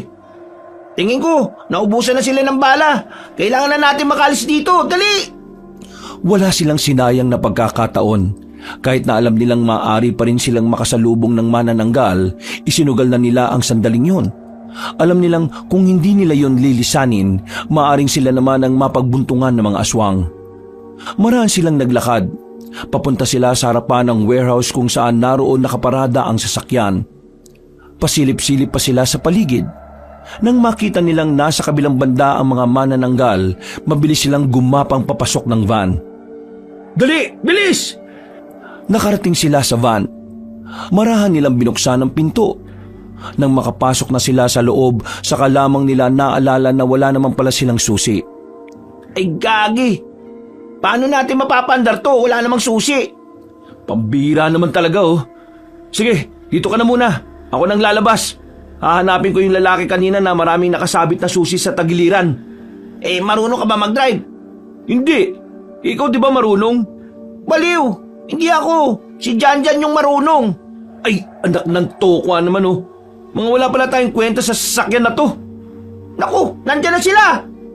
Agad-agad na yumuko ang magkaibigan nang mapagtantong nasa labas na ang mga manananggal. Dinig na dinig nila ang pag-uusap ng mga yon pero iba ang lengguwahe. Kabadong-kabado ang dalawa. Lahat na ng santo ay sinubukan na nilang tawagin, wag lamang malaman ng mga aswang na naroon sila. Maraan silang sumilip sa labas. Nakita nilang papalayo na ang mga yon. May kanya-kanyang dagit na tao ang mga manananggal. Kaya naman nagkaroon na rin sila ng lakas ng loob na lumabas. Bumuntong hininga muna si Daniel. Maraan nilang binuksan ulit ang pintuan ng van. Pero paglabas nila, Ay, putik! muli silang pumasok sa loob ng sasakyan nang makitang may natitira pa palang mga manananggal sa likuran ng warehouse. Nang matanaw sila ng mga yon, agad-agad silang bumalik sa loob ng van. Lumapit ang mga manananggal. Pilit na binabangga ang van para mabasag ang salamin. Pero mamahali ng sasakyan na yon kaya hindi nababasag ang salamin. Kita nila ang mga aswang sa labas na parang takam na takam sa kanila. Naku, mukhang ang dami talaga nila. Gaano ba sila karami? Nakalis na yung iba. Ibig sabihin, nakuha na nila si Mang Edwin. Eh sana nga nakuha na rin nila si Mang Edwin. Sira ulo yun eh. Hindi talaga sila natigil. Gustong-gusto nila tayong malapa. Mukhang hindi naman nila tayo makukuha rito eh. Siguro, kailangan na lang nating hintayin mag-umaga. Eh wala naman na tayong ibang choice eh. Habang nasa loob sila ng van, inaasar-asar pa ni Jello ang mga aswang sa labas. Inaambaan pa niya ng suntok. Palibhasa, hindi naman makalapit ang mga yon sa kanila. Makalipas lang ang isang oras, tila napagod na rin ang mga manananggal. Nag-alisan na ang mga yon. Pwede na siguro tayo lumabas. Eh teka, akala ko ba hintayin na lang natin mag-umaga? Eh wala naman sila eh. Sabi mo yan ha, kapag tayo talaga napahamak, kasalanan mo to. Huwag ka na kaya sumama. Ako na lang ang lalabas. Dito ka na lang. Ha? Yung ko naman maiwan dito no? Hoy, di tara na. Agad-agad silang lumabas ng van. Meron pa silang nakitang baril sa lapag. Dadamputin na sana ni Daniel ang baril, ang kaso nga lang, bigla na lamang lumitaw si Mang Edwin sa gilid. Kasama nito ang dalawang lalaki. Diyos ko naman, hindi pa pala namatay to. Pamilyar ka ba sa kasabihang matagal mamatay ang masamang damo? May sa demonyo ka talaga eh no? Huwag kayong gagawa ng kahit na anong hindi ko magugustuhan dahil baka babaril ko kayo. Dali niyo ako sa anak ko. Kung hindi, patay kayong dalawa. Minalas na naman ng dalawang magkaibigan. Sa halip na nakatakas na sana sila sa mga manananggal, hindi naman sila pinalad sa kamay ni Mang Edwin. Dinakma sila ng dalawang malaking lalaki. Wala silang magawa. Tinalian na naman sila sa kamay. Ipinasok sila ng van. Bumiyahe sila nang hindi na naman nila alam kung saan sila pupunta. Sa puntong ito, tila nawawalan na ng pag-asa si Daniel. Pakiramdam niya, nakatadhana na talaga ang lahat ng mangyayari sa kanila. Hoy, Daniel! Sabihin mo nga sa akin, anong alam mo sa mga lintik na aswang na yon? Ang alam ko lang, gumaganti ang mga aswang kapag may ginagawa kayong kasalanan sa kanila. Bakit? Wala naman akong kasalanan sa kanila. Di ka talaga nakikinig ano? Sarili mong kagagawan, hindi mo maalala? Ang Edwin, yung mga inagawan mo nga ng lupa, mga manananggal sila. Hindi na nagsalita ang matandang lalaki. Nanahimik na rin sila Daniel at Jello. Parang wala na silang lakas para makipag-asaran pa sa matandang lalaki. Ang tanging iniisip nila ay kung papaano sila makakalaya. Sa kakaisip, hindi na nila namalayan na nakarating na pala sila sa Barrio 3. Malapit lang ito sa Barrio 1. Kaya kinakabahan pa rin si Daniel na baka kapag hindi nakita ni Mang Edwin si Dalia doon, sa 1 naman sila tumungo. Narito na tayo. Ituro mo sa akin kung saan nakatira ang anak ko. Kung hindi, sabog ang bungo niyong dalawa. Oo nga, kanina ka pa paulit-ulit eh. Tinulak na sila ng dalawang lalaki na armado pa rin ng baril. Naglakad sila papasok ng baryo. Sa mga pagkakataong ito, kabado na ang lalaking si Daniel. Wala naman kasi doon talaga si Dalia. Niloloko niya lamang ang matandang lalaki. Kanina pa tayo lakad ng lakad ah. Saan ba talaga narito ka na ko? O baka naman tinatarantado nyo na naman ako? Di ka ba makapaghintay? Nasa dulo siya tumira eh. Dulo? Sa dulo pa talaga ha? Malamang, Mang Edwin. Nagtatago siya sa inyo eh. Natural lang na sa pinakatagong parte siya ng baryo tumira. Common sense naman, common sense. Pinagpatuloy nila ang paglalakad. Pero nakarating na sila sa pinakadulo, wala silang inabutang Dalia. Dahil dito, agad nang nanggalaiti ang matandang lalaki. Dinakma nito si Daniel sa kwelyo at idinikit sa pader. Nasaan? Ano? Nasaan dito? Bakit wala ka ba makita ha? Agad na nakaisip si Daniel ng paraan para hindi sila tuluyan ni Mang Edwin. Agad niyang sinabi ang imbentong dahilan. Dito ko siya kinatagpo nung nakaraan. Diyan mismo sa bahay na yan. Sira ulo ka ba? Wala nga nakatira dyan? Di malamang umalis na. Umalis na kasi sinabihan mo. Anong sinabihan? Bihag niyo ako, di ba? Paano ko siya masasabihan? Mag Edwin, huwag ka kagad magalit. Isa lang naman ang pwedeng lipatan ni Dalia eh, sa Baryo Uno. Nanlaki ang mga mata ni Daniel nang marinig niya ang sinabing yun ni Jello. Pero wala na kasi silang magagawa. Punong-puno na sa kanila si Mang Edwin. Kaunting-kaunti na lang ay papatay na sila nito. Saan naman ang lintik na baryo na yan? Katabi lang din itong baryo na to. Pwede na nating lakarin. Baka doon na lumipat si Dalia. Ito nang huling tsansa ninyo ah. Kapag ako niloko nyo pa, sinasabi ko sa inyo, hindi na ako magdadalawang isip na iputok to sa utak ninyo. Mabilis silang kinaladkad patungo sa kabilang baryo. Ilang sandali lang ay nakarating na rin sila roon. Tahimik na rin ang paligid. Hindi pa man sila nakakarating sa bahay ni Dalia, nakasalubong na nila ang dalagang kasama ni Janjan.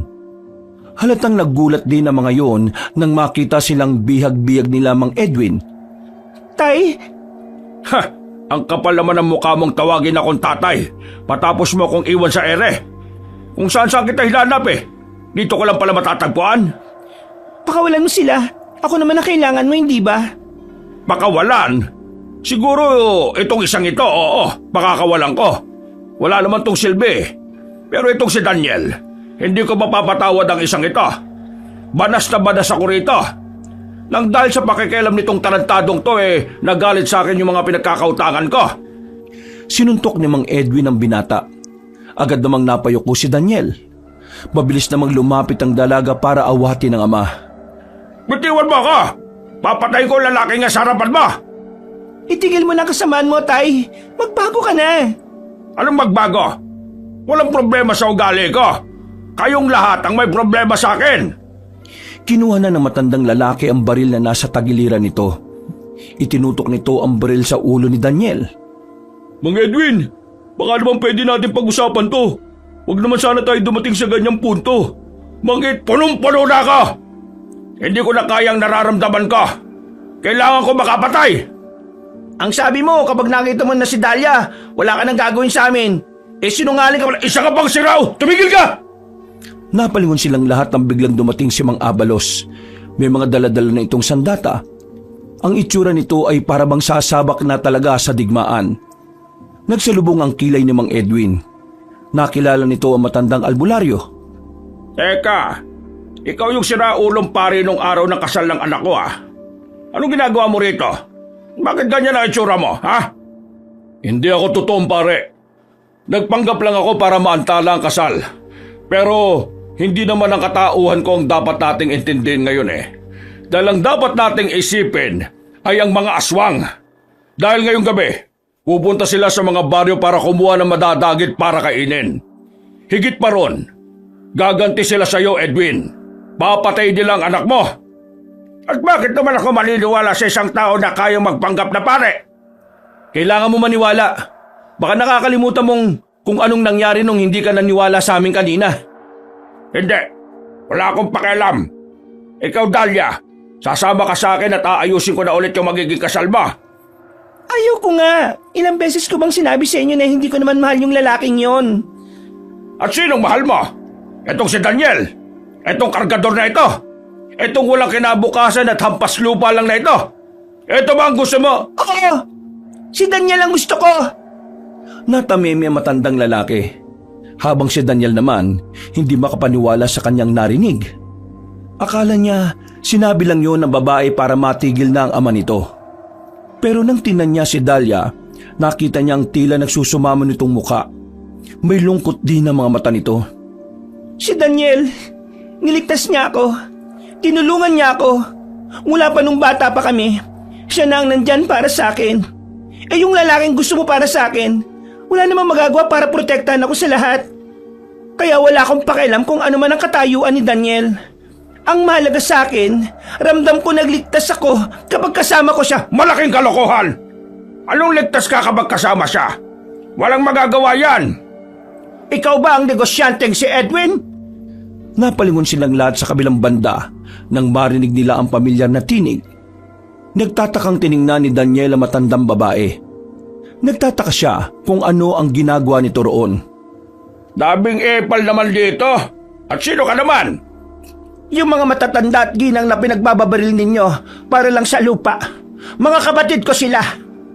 Nang marinig nila Daniel ang sinabing yon ng matandang babae, sobrang ikinagulat nila yon. Dahil ang ibig sabihin lang noon, ang matandang may-ari ng tinitirhan ni Daniel ay isa rin palang aswang. Anong pinagsasabi mo? Kailangan mong pagbayaran ang ginawa mo. Teka, ikaw ba ang pinuno ng mga manananggal? Ikaw ba si Marivic? Oo, ako nga. Ako nga ang pinuno ng mga manananggal. At ngayong gabi, maniningil kami sa kasalanan ng mga tao. Lalong-lalo ka na, Edwin! Nagulat na lamang silang lahat nang biglang nahati ang katawan ni Aling Marivic sa dalawa. Sa puntong ito, pinagbababaril na yon ni Lamang Edwin, pero nakailag lang ang matandang aswang. Ang pang-ibabang katawan naman ng manananggal ay biglang tumakbo paalis. Sa mga sandaling ito, nagkahiwa-hiwalay na sila. Pero agad na kinuha ni Daniel ang babaeng si Dahlia noong mga sandaling yon. Mabilis silang nagtago sa gilid ng bahay. Habang si Mang Abalos naman, nasa gilid lang din at kumukuha ng tamang pagkakataon. Pre, dito kayo, dali! Tinawag sila ni Jello. Agad naman silang sumunod sa binata. Magkakasama na silang apat. Pero hindi naman nila alam kung ano ang kanilang gagawin. Mas lalo pa silang nawindang nang makita nila sa itaas na hindi lang isa, hindi lang dalawa, kundi isang damakmak ng mga manananggal ang makikita na lumilipad sa ere. Ayun na nga ba sila eh? Dahlia, umawa ka lang sa akin. Kahit na anong mangyari, wag na wag kang bibitaw. Daniel, doon! Takbo kayo ron! Baka may mga tricycle driver pang gising doon. Dali, puntahan nyo! Umalis na kayo rito! Hindi na sila nagsayang ng oras. Makakasabay silang dumaan sa gilid ng mga kabahayan. Dumampot na rin sila ng mga 2x2 na may panlalaban nila. Hindi makakalapit sa atin ng mga aswang kung sa mga masisikip na lugar tayo dadaan. Kaya hahanap lagi tayo ng masikip. Huwag kayo matakot. Kailangan natin ng focus. We, pasikat. Parang di nabugbog kanina. Para kasi na ulo magtino ka nga. Aray, kabato ka naman. Nabugbog din kaya ako. Kailangan natin seryosohin to. Teka lang, dito lang kayo. Sisilipin ko lang kung ilang manananggal yung malapit sa area natin. Sandaling bumitaw si Daniel sa babae. Marami itong dumungaw at tumingala. Pagtingin niya sa taas, may mga manananggal lang nakadagit na mga tao. Sa tingin ni Daniel na mga oras na yon, mahirapan silang talunin ng mga aswang kung ang inaasahan lang nila ay si Mang Abalos. Idagdag pa na kalaban din nila si Mang Edwin. Magdaan-daan lang tayo. Kailangan natin makatuwid doon sa kabilang bahay. Mas malapit ang daan kung doon ang direksyon natin. Diyan, mauna ka na. Alalayan mo si Jello. Masakit ang katawan niyan. Sige, wala namang problema. Nakakuha ng tamang pagkakataon ng lalaking si Janjan at Jello. Walang nakakitang manananggal sa kanila, kaya dali-dali silang tumakbo patungo sa kabilang banda. O ano, kaya mo ba? Kinakabahan ako. Hindi na ako nakakita ng mga ganyang nilalang. Huwag kang kabahan. Kasama mo naman ako eh. Isipin mong walang problema na hindi natin malalagpasan kung magtitiwala tayo sa isa't isa. Tumango ang babae. Huminga ito ng malalim. Bumuelo ito bago sila tumakbo. Nang nagbigay na nga ng senya si Daniel, mabilis silang tumakbo. Pero sa gitna ng kalsada, nadapa ang babaeng si Dalia. Napasigaw ito nang tumama ang tuhod sa bato. Naku, napukaw natin yung atensyon nila. Halika na, Dalia, bilis! Hinila ng lalaki ang babaeng si Dalia. Nang makita na nilang lumipad na ang ilang aswang patungo sa kinaroroonan nila, nagmamadali na rin silang pumasok sa silong ng bahay. Pilit silang inaabot ng mga aswang pero hindi sila makababa dahil sa lapad ng mga pakpak nito. Ayos ka lang ba, Dalia? Oo, ayos lang ako. Sorry, ang lampa ko kasi. Nalaman tuloy nila na narito tayo. May naisip akong paraan. Ano naman? Magpapaabol ako sa kanila. Tapos kayo naman, dumiretso kayo sa mga paradaan ng tricycle. Balikan niyo ako sa tapat ng bahay na yon kapag nakakuha na kayo ng mga sasakyan. Hindi pwede. Kapag nagpahabol ka, maiipon lahat ng manananggal sa'yo. Tandaan mo, aswang din si Aling Marivic. Kapag siya ang nakakita sa'yo, yari ka na. Tama si Daniel, Jello. Ang dami ng nadagit na tao. Ibig sabihin lang din nun, hindi sila mahirapan na dagitin ka rin. Pero wala tayong mapapala kung hindi tayo aalis dito. Huh? Ano yun? Tingin ko may dumating para tulungan tayo. Nang maglakas loob ulit si Daniel na sumilip sa labas, nakita na niya ang ilang kalalakihan na may mga dalang palaso at pana. Ang kasuotan ng mga yon ay kahawig ng kay Mang Abalos. Kaya naman agad niyang naisip na baka kasamahan niyo ng matandang albularyo. Makakalis na tayo rito. Dumating na ang pag-asa natin. Diyos ko, salamat naman sa Diyos. Pero mag-iingat pa rin tayo ah. Kailangan natin magdoble ingat. Dahil baka biglang tayo ang puntirihin ng mga aswang na yan eh. Dalia, bumbagit na ka sa amin. Jan, ikaw sa una, ako sa dulo, sa likod si Dalia. Bibilisan lang natin ang takbo natin. Para silang tren na magkakabit na tumakbo. Kahit na nakakatakot ang mga naririnig nilang patayan, hindi na lamang nila yun pinansin. Ang tanging layunin lamang nila ay marating ang dapat nilang marating. Ayun na yung paradaan ng mga tricycle. Tara! Papalapit na sana sila sa paradahan nang biglang may makita silang mga manananggal na papalapit sa kanila. Mabuti na lamang ay dumating ang ibang manunugi sa direksyon na yon. Pinagtititira ng mga yon ng palaso ang mga manananggal. Asintado ang mga manunugis kaya agad-agad na bumagsak. Sinenyasan lang sila ng mga yon na magpatuloy na sa pagtakbo. Narating nila ang paradahan. Maraming tricycle na naroon pero wala ng tao. Wala na silang mapapakiusapan na maghahatid sa kanila. At sa kamalas-malasan pa, hindi nila inaasahan na nauna na pala roon na matandang si Edwin. Kung minamalas nga naman kayo at sinaswerte naman ako. Ano ba kamalasan meron tayo? Lagi na lang nalitaw itong matandang to kapag tatakas na tayo. Tay, nagmamakawa ko sa inyo. Hayaan mo na kami makaalis. Sige na naman oh. At kapag nakaalis kayo, mawawalan na ako ng pag-asa na mabayaran ng mga utang ko. Ganun ba ang gusto mo mangyari? Nakikita mo ba ang mga nangyayari? Kinukuha ng mga aswang ang mga tao rito para gawing pagkain. Tapos ikaw, puro utang mo lang ang nasa isip mo. Kapag hindi ko nabayaran ng utang ko, tuluyan ang masasayang ang lahat ng pinaghirapan ko. Kaya ikaw, Dalia, sumama ka sa akin. Kung hindi ka sasama, ano? Puputok mo sa amin yung baril? Diyos ko, ngayong gabi pa lang, ilang beses na naming narinig yan. Wag mo nang udyukan, visit ka talaga oh. Iba na ngayon, parang may bumubulong na demonyo sa akin eh. Parang itutuloy ko ng barilin kayo isa-isa. Total, wala kayong pakinabang eh. Ikaw naman, Dalia, sasama ka sa akin. Hindi ako sasama sa'yo. Ayaw ko maging miserable ang buhay ko. Ah, ganon. Eh di papatayin ko na lang tong binatang... Kakalabitin na sana ni Mang Edwin ang gatilyo nang biglang dumating ang manananggal na si Marivic. Lumipat ito at dinagit si Mang Edwin. Pero agad din naman bumagsak ang matandang lalaki nang magawa nitong makapalag. Pero hindi doon nagtatapos ang lahat. Muling lumipad ang manananggal at sa pagkakataong ito, tinamaan na nito si Mang Edwin. Dumugo agad ang kamay nito. Napaw po ito sa lupa. Buhay ang kinuha mo! Buhay din ang kukunin ko! Humaba ang kuko ni Aling Marivic at kahit kalahati lang ang katawan nito, nagawa nitong sakalin si Mang Edwin at iniangat pa sa ere. Itatarak na sana ng manananggal ang mahahaba nitong kuko, pero bigla na lang ding rumisponde ang matandang si Abalos. Tinira niya ng palaso si Aling Marivic. Tinamaan yun sa leeg. Dahilan para magpagewang-gewang ito nang umatras ito. Bago ka pa makagawa ng mas maraming kasamaan sa mga tao, uunahin na kitang ihatid sa impyerno, Marivic! Tumakbo ng mabilis ang matandang si Abalos. Hinugot nito ang itak sa tagiliran. Walang pagdadalawang isip nitong itinarak yon sa dibdib ni Aling Marivic. Walang ano-ano, agad na itong napasukan ng dugo. Hindi pa nakontento si Mang Abalos. Para makasiguradong patay na nga ang matandang manananggal, tinarak pa nito ang isa pang itak sa dibdib. Patay na ang pinuno ng mga manananggal. Dahil sa pagpanaw ni Aling Marivic na siyang nangunguna sa mga aswang, tila bumaba na rin ang tiwala ng iba pang mga manananggal. Unti-unting natalo ang mga iyon ng mga manunugis. Buong akala ni Daniel ay magiging maayos na ang lahat para sa kanila dahil wala na ang mga manananggal. Pero nagulat na naman sila nang damputin ni Mang Edwin ang baril. Itinutok yon kay Daniel. Bago pa man maiputok ni Mang Edwin ang baril, nakaharang na ron si Dahlia. Bumagsak agad ang dalaga sa lapag.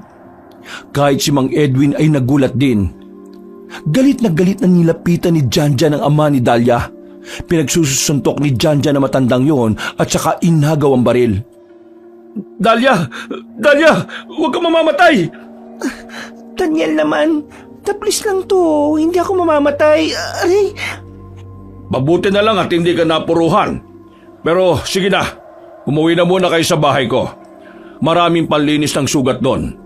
Wala na kayong dapat pang ipangamba. Kami nang bala sa ama mo, iha. Yung mga aswang naman, wala na rin sila. Tumango na lamang si Daniel at agad nang inasikaso ang babae. Kinaumagahan na puno ng mga bangkay ng aswang ang bungad ng Baryo 1. Ang mga tao namang nadagit na mga iyon ay himulang naibalik pa ng buhay. Si Mang Edwin naman sinubukan nitong tumakas, pero bago pa ito makalabas ng baryo, ginapos na yon ni Abalos. Dinala ito sa istasyon ng pulis para sa mga kasamaan na ginawa niya. Patong-patong na kaso ang bigla na lamang lumitaw na reklamo din ng iba nitong kakilala. Sigurado ka bang ayos ka lang talaga? Ayos lang naman ako. Nararapat lang naman na mangyari yun sa kanya. Pagbayaran niya sa kulungan ng lahat ng kasamaan niya. Masama pa siya kaysa sa mga aswang eh. Para sa tagumpay! Sa wakas, makakabalik na ako sa baryo namin. Tapos, maiiwan ang baryo na to na wala ng aswang. Maraming salamat sa inyo, ha. Kahit na papano sumaya ako dahil sa inyo. Mang Abalos naman, kung makapagsalita akala mo hindi na magkikita.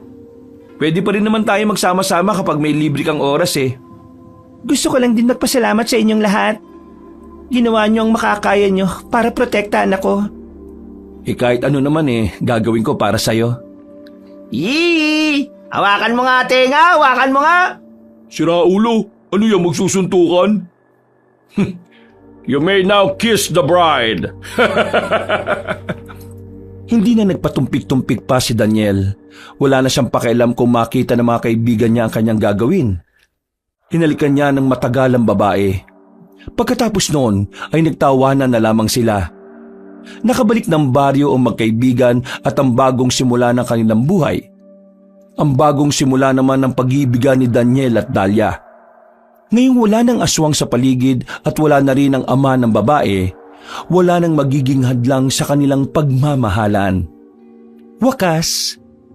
Pinagpalang araw muli sa inyo mga kayanggaw, mga kabangers, si Kabanong Puli at tayo na naman ay magsha-shoutout po sa ating yung last na natin na video, yung mabangis na kabit. Ayan. Okay, pero siyempre, uunahin po muna natin uli ang ating mga members, yung mga nagpindot ng join button. Okay, at naging member natin dito sa mga kwento ni Kabanong Channel. So, unang-una po ay si Lance MB, kay May Ann Zuvela, kay Christopher Kalima, ayan, siyempre kay Almira Alodo, kay Precious, ayan po si Precious Irish Alaw, ayan po, Alaw o Also, Ayan. Okay, so paulit-ulit na lang po ako dito, no? Pasensya na po dahil ito pong tinitingnan ko, gumagalaw po. Ano ba itong listahan na to ng YouTube?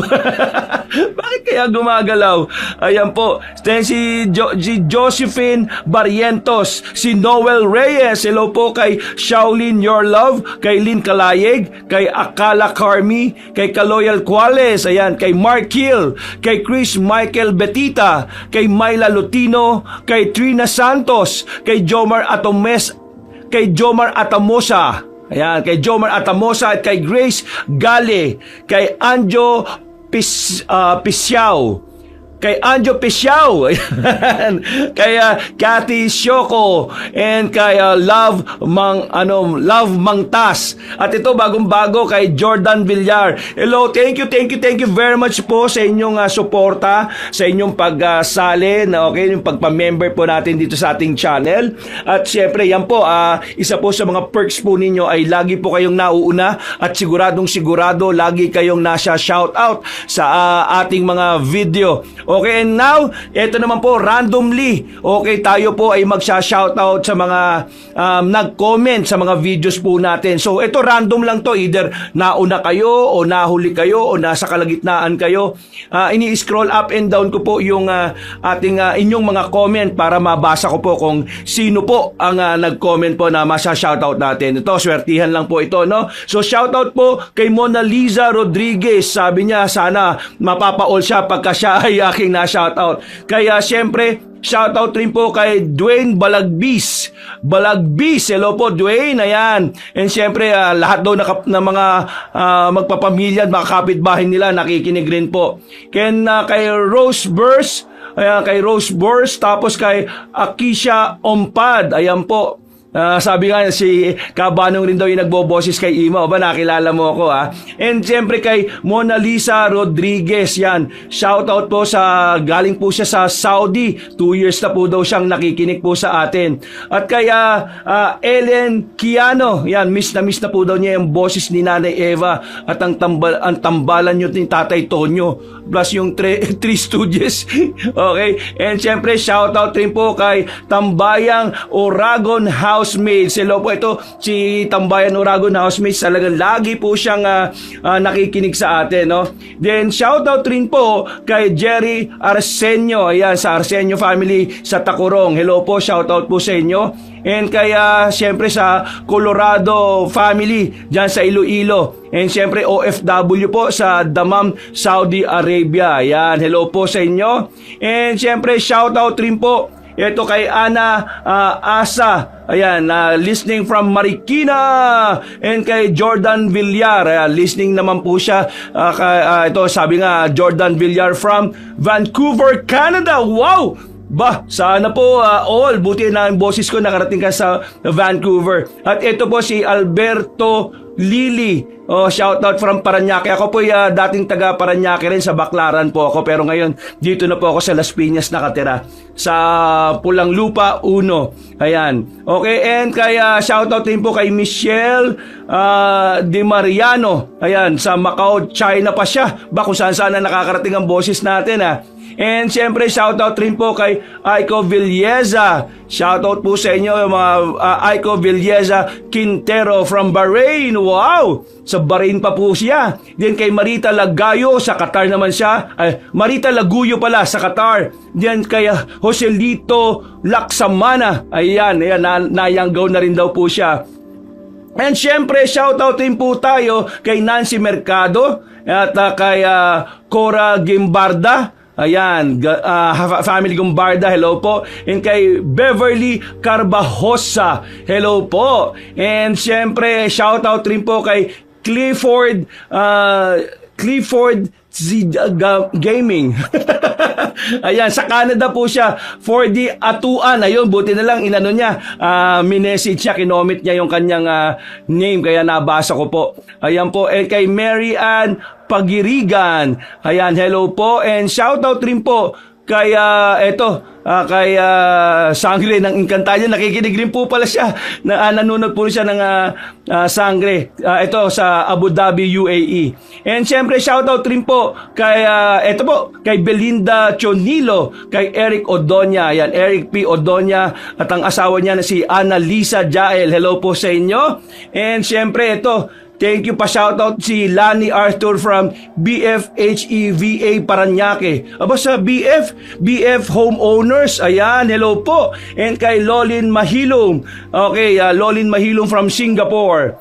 And syempre, shoutout rin po sa sabi niya, nung 59K pa lang yung subscribers niya, nakikinig na siya sa atin. Yan si Olympia Ronquillo ng taga Quezon Province. Hello po. At syempre, shoutout rin po tayo dito kay Mia Bianca Abo. Ayan, listening from Ligaw Albay, kay Chean Atayde, Betty and Mia. Lagi nakikinig sa stories. Hello, thank you very much po. At syempre kay Oliver Alferez.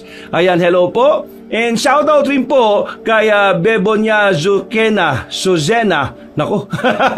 Kaya maganda i-comment nyo po yung pangalan po ninyo. Ayan, ito pinagawa kami. It's me, Fidel Sanchez and Floreline from Pagadian City. Shout po sa inyo.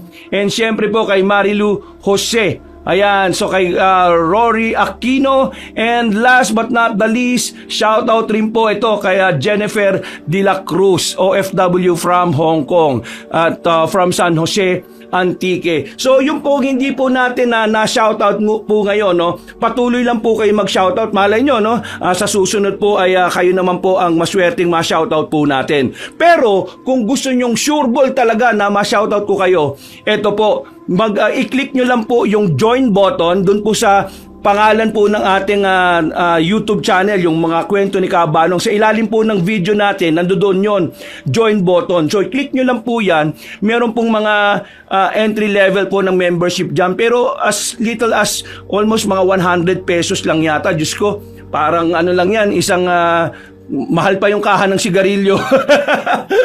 Di ba po? So, na po niya yun, supportan nyo na po sa akin yung sa mga ginagawa nating pagkukwento sa inyo halos araw-araw, no? Tulong na po ninyo sa channel natin yon. So, thank you very much po muli. Sana po patuloy po kayong mag-comment and syempre mag-like sa ating mga videos at sa mga bagong bisita po natin. Please, mag-subscribe po tayo sa ating channel. Ayan po, at ito, sinasabi nga po natin madalas, always, kung saan man kayo naroon, panig ng mundo, panig ng Pilipinas, lagi po kayong mag-iingat, ha? Kasi po, mahal na mahal po natin kayo. Ito po muli si Kabanong saying, I love you!